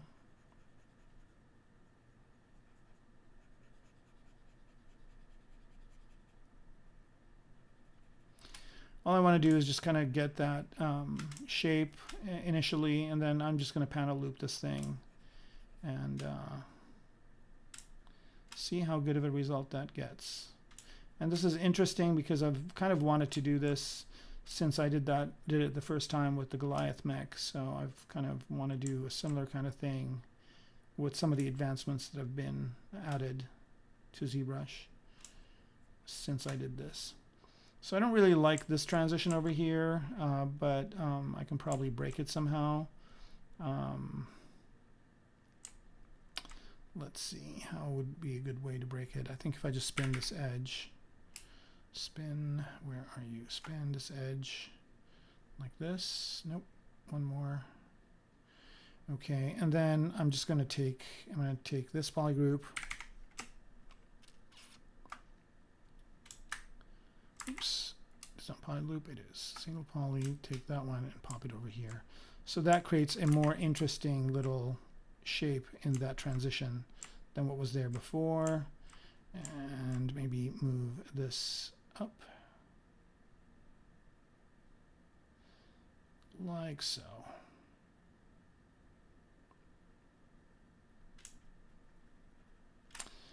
All right, so just kind of figuring out the border here, straighten this guy out. I'm going to turn AccuCurve on, go to the move brush, and move these, get some sharp edges.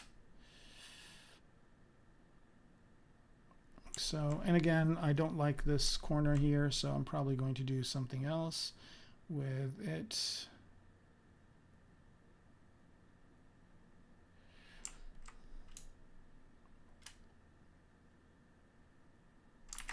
Is this on slide?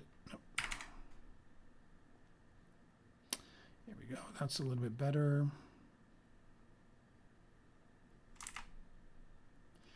I'm going to turn the edge to do nothing so it doesn't keep spinning these polygons around, and then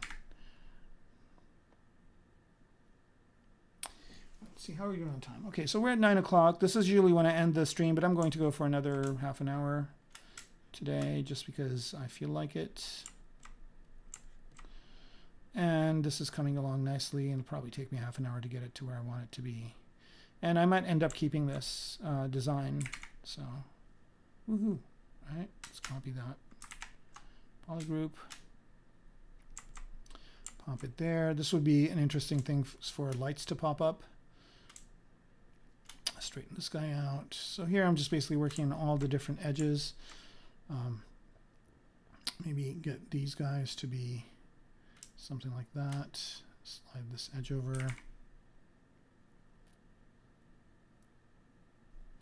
Slide this edge over. Come down this way. And it's kind of interesting because I did the spinner in a stream, and I've learned so much from that process of what not to do because it was really frustrating. Okay, I think this is good enough for now. Yeah, pretty much. And again, I just want to bring everything back just to see what is going to show and what's not going to show. I'm going to hide this one. I don't need to see it. Where are you? Tool. Hide. Okay. Well, I got two of these guys. All right, let's hide this one too. Okay. What? Did I hide the one I... Yeah, I don't want to hide this one. I want to hide... Well, I guess this is exactly what I need. Okay, so there's going to be the cut lines there. I'm glad I did this, so now I can see where these are going to be, and I kind of want this to just go under here. And I can probably get away with pushing this one under here as well. Nope. Kind of look better this way.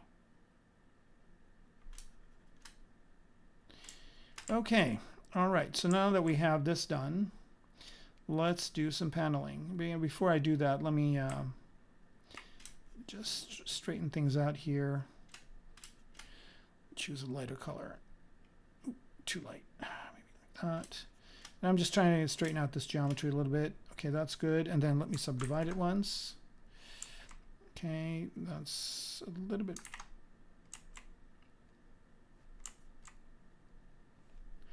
When I subdivide it, I don't want to smooth things, so I'm going to subdivide it with smooth off. Maybe one more time.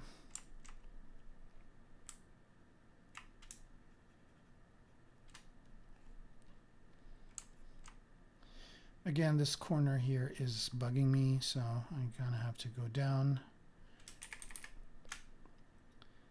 fix it.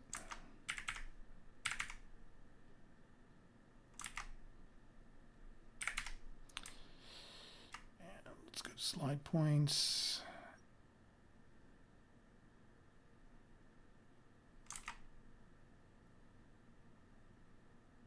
Actually, that's kind of cool.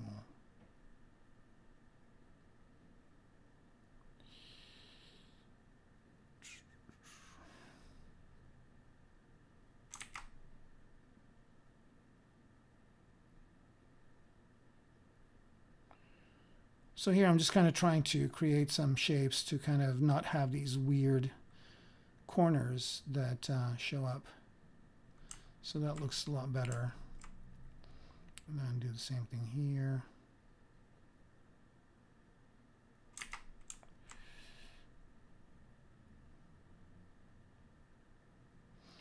This is just detail work.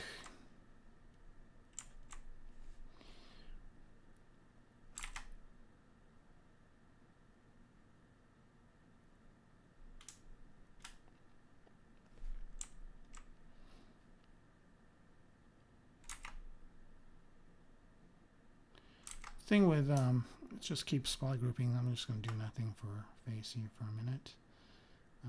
Just going to be working with edges. Again, this is where the lights are going to pop up. So I'm just kind of creating a thing for it. That looks good. That looks good. That looks good. I might want a third one here as well.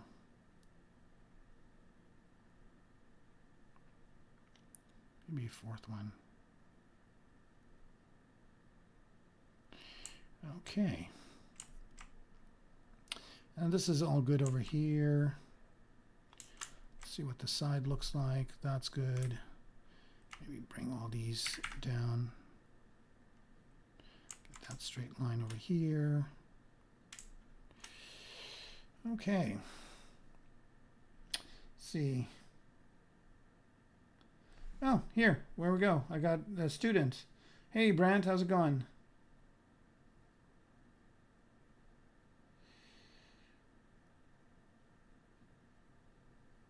So Brant, what class did you have me in? I forget. Did you have me for the 3D class or the ZBrush class? It's always amazing to kind of have students show up. I always tell them to keep in touch. Some of them do.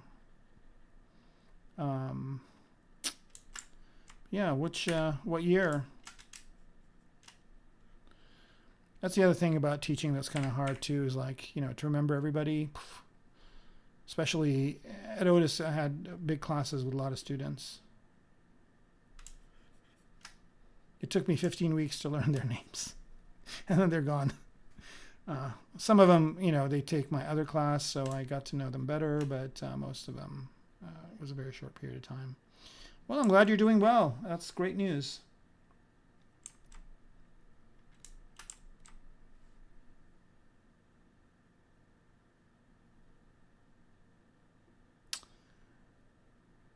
Always love to hear success stories from students. Okay. All right. So now I think we're good enough with what we need. I'm going to go back up to the high subdivision level. I'm going to delete the lower ones, and I'm going to solo this out. And then I'm just going to use the Panel Loops plugin. Just Panel Loops presets. There it is. This thing is really good. It's available for free online, so you can just pick it up, and it does amazing stuff. So I'm feeling maybe this one. I don't want to accept this preset, and the reason why I didn't is because it's too thick, but if you cancel, it puts all those settings here under panel loops. So here we go. Where is panel loops? Where are you? It's the measure. It's under edge loop and panel loops. So here it's got all the settings for it, which is fine. And I'm just going to make a little bit of a modification here and have this be more of a straight line.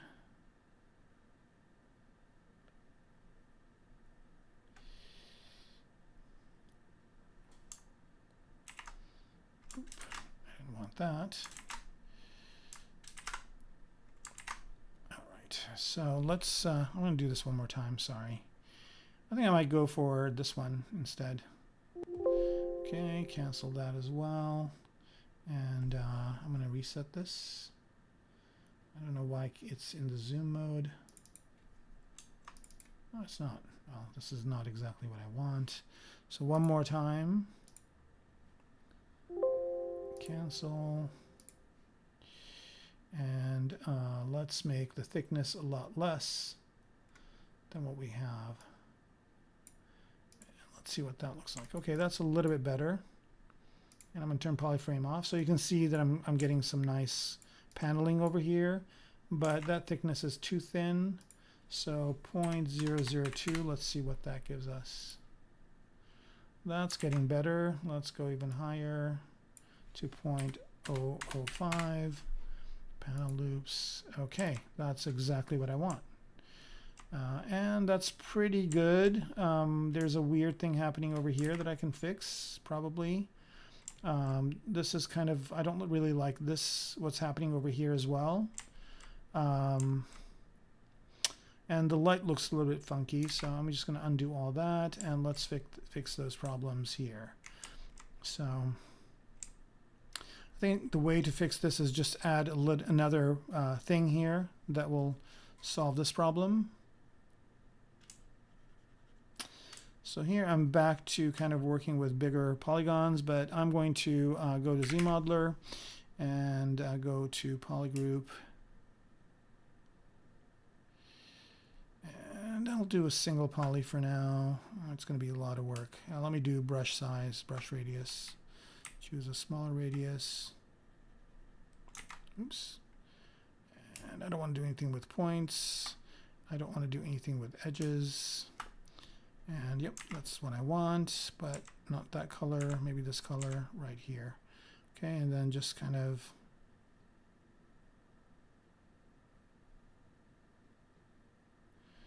maybe do an area like that. Single poly and just fill in these areas.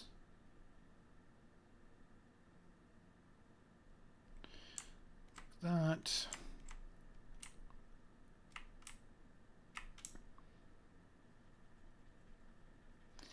And I don't really care about what's there on these polygroups because I'm not really going to use them. I'm not going to use the paneling that's here. I'm probably just going to cut it out. So let's just do that for there. And then where else was there a big problem? Let's just do panel loops again. We can kind of see it immediately.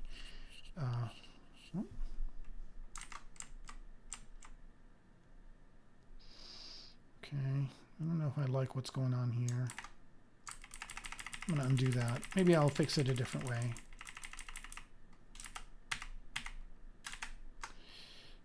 Let's see. Yeah, I can fix this by putting something else in there, just hiding it. And this I'm just going to remove. So let's go back to here. Let's undo that. I don't like this curve action happening here, so I'm going to straighten that out.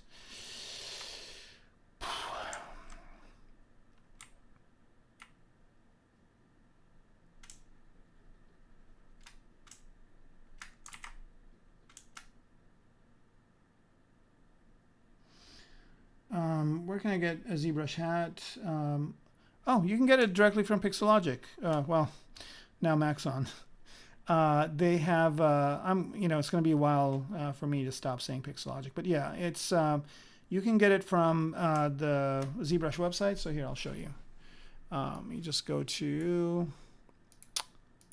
Let's go to Pixelogic here. right? If you go to the store right here, then there are all these things, and then I think there is ZBrush. Yeah, just choose one of these, right?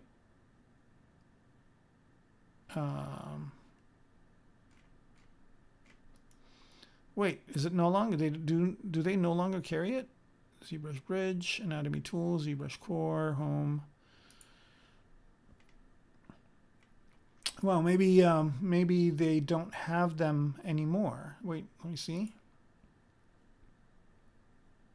Let me see if I can get to it in a different way. All right. Products. Yeah, I think what's happened is that their store has kind of gone over to Maxon now. So I don't see any. Try and see if I can go to it in a different way. Nope, it's all going to go to here. So I guess let me see if Maxon has them now.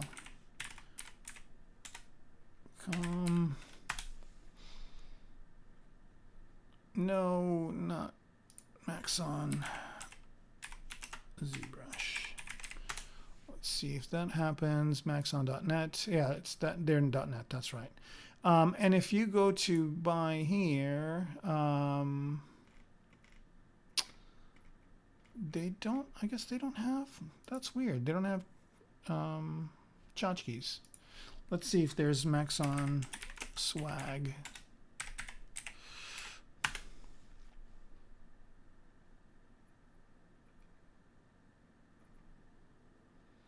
Are there any pictures? No. How about that? Lost sales opportunity, Maxon. I could have sold a ZBrush hat for you guys. Well, a couple of things you can do in the meantime until it's available again. I'm sure it will be available again. They usually are available at the ZBrush Summit. So if they have it, and I think they're going to do the next one live. I hope they're going to do the next one live. I don't know. But they usually have them there. You can buy them at the ZBrush Summit. Or what else? The other thing you can do is they do provide the alpha of the Z-Man somewhere. It's not in the alphas, but I think as a if you go to Spotlight and go to, where are you? There, and you go here. They have it as a you can make an alpha out of this or whatever, and then you can just take it to, you can take that image to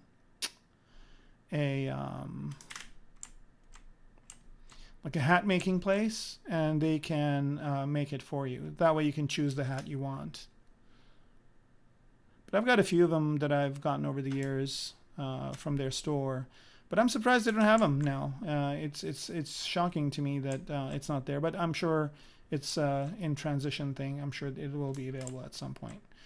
All right, so here we go. We got our paneling, and that looks pretty good. Like I said, some of these like little ones over here I'm probably not going to use. I don't know how they even got there. I guess I have like this weird polygroup here that happened. So I'm just going to fix that real quick. Polygroup.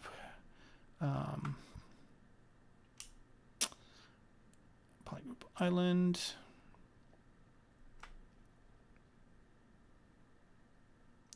I didn't realize these were different polygroups. Here we go. That fixed it. Okay, and now let's do panel loops again. That got rid of those problems over there.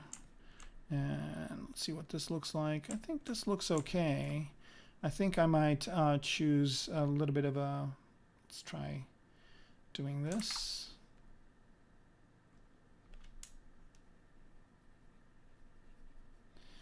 Yeah, it looks good. I have to figure out something to do over here. I don't really like this kind of sharp shape over here. This one I'm going to completely remove and have it be open. And I don't like this sharp angle either. All right, so we are almost at 9:20. Let me see here. Yeah, the shop is, I guess, no longer there. Oh, Somebody said just Google ZBrush hat. Let's see if that works.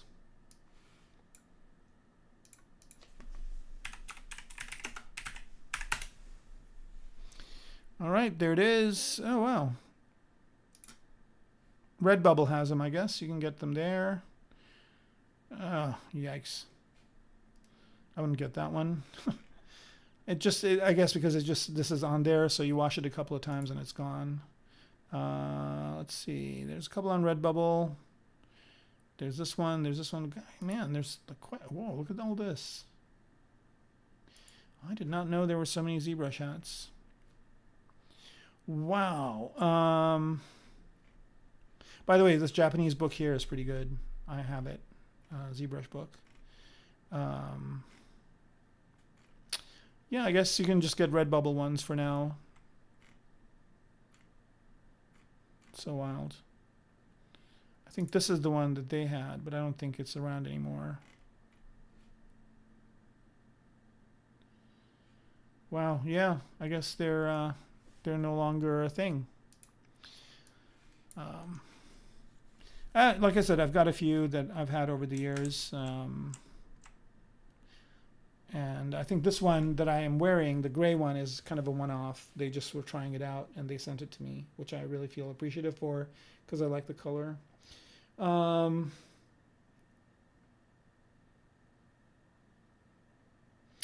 I see what you're saying. So what you're saying is do that, ZBrush hat, and then click on shopping, yeah. Yeah, I get the same kind of results. There's a cowboy hat? No. That'd be kind of funny. ZBrush cowboy hat would be perfect. All right. So I think this is kind of where I want to stop this at. I mean, you can see I've got some nice paneling on here now. And I'll probably be doing a little bit of work on these. Yeah, I think I might keep this. I might kind of get rid of these problem areas, but I might also get rid of them by adding a kit bash part on top. But I think I'm going to stop it here. Let's see if you guys have any last minute questions on anything. Again, it's been fun. I'm on Friday nights, week on, week off with Maxon. I also am going to start my own Twitch stream. I'm working on it, but as you guys know, when I say I'm going to do something, it usually takes a little bit of time just because I've got a lot of other things going on, but the intention is there. It took me a good 2 years of saying I'm going to be moving my website, but I finally did that. And so similarly, I will be twitching on my own channel. And I guess what would be different from what you see here is, I don't know what would be different. Maybe I'll do one Twitch session with Pixelogic and one without. That's all got to be determined in the future, but I think I want to keep on my twice a month schedule with them, and then maybe do one other one on my own channel just to kind of have a different library. Maybe I'll do different things on that one. I don't know. I haven't decided yet. The link to my Twitch channel, it's just Kermaco. Let me see if I don't have anything on it yet. I haven't, I mean, this is going out on Twitch for Pixelogic, but let me, I think it's just at Kermaco. Get it real quick.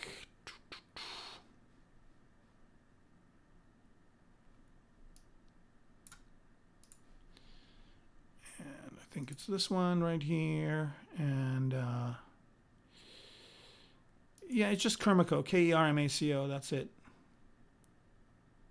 So twitch.tv/Kermaco. Here, let me do it.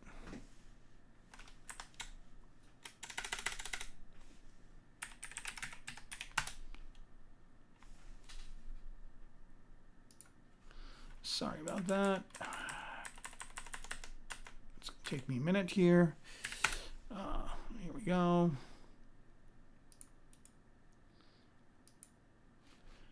All right, so here's the channel. I'll just paste it in here. And by the way, just so you guys know, for my stuff, if you go to my website, so all you got to do is just remember Kermaco, Kermaco.com. And if you go down here, all my socials are here. They don't have one for Twitch yet, but if they do, it would be here, down here.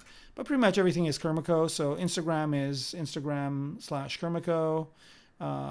There it is. So my Instagram channel has a lot of my AI art that I did. I kind of wanted to end it here, my Disco Diffusion stuff, but I did a few for Star Wars, which, I mean, look at all this really cool stuff. There's just so many ideas here. I wouldn't be using these the way they are, but I can get so much inspiration from every single one of these images for if I ever have to do a Star Wars character, I've got enough to go on for months just from like the 20, 30 images I downloaded from there. The other thing I'm kind of trying to do, and if anybody here knows anybody there, I'm trying to get on this new, and by the way, you guys can follow me. For a while there I was hovering around 2,000, not breaking it, but now I've broken through. So you guys can follow me if you want to see what I'm doing, and also you can subscribe, do all that fun stuff.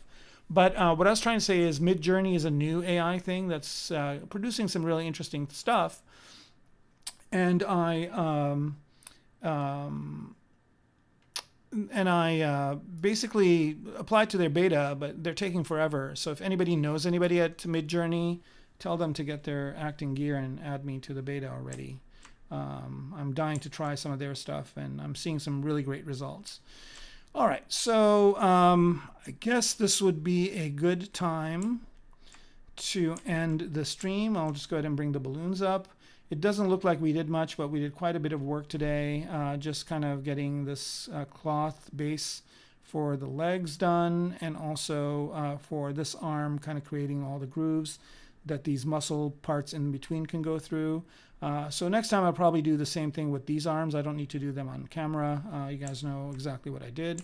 And maybe we'll put in some more details. We're getting pretty close to kind of having this thing done. And then we'll just get into the rendering part. And I haven't decided yet what I'm going to render this in.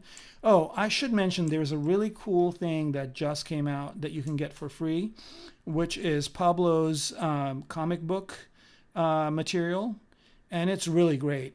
He's done a great job on it. So Pablo Munoz Gomez, and I hope I'm saying that correctly, he streams on here. He streams with Pixelogic.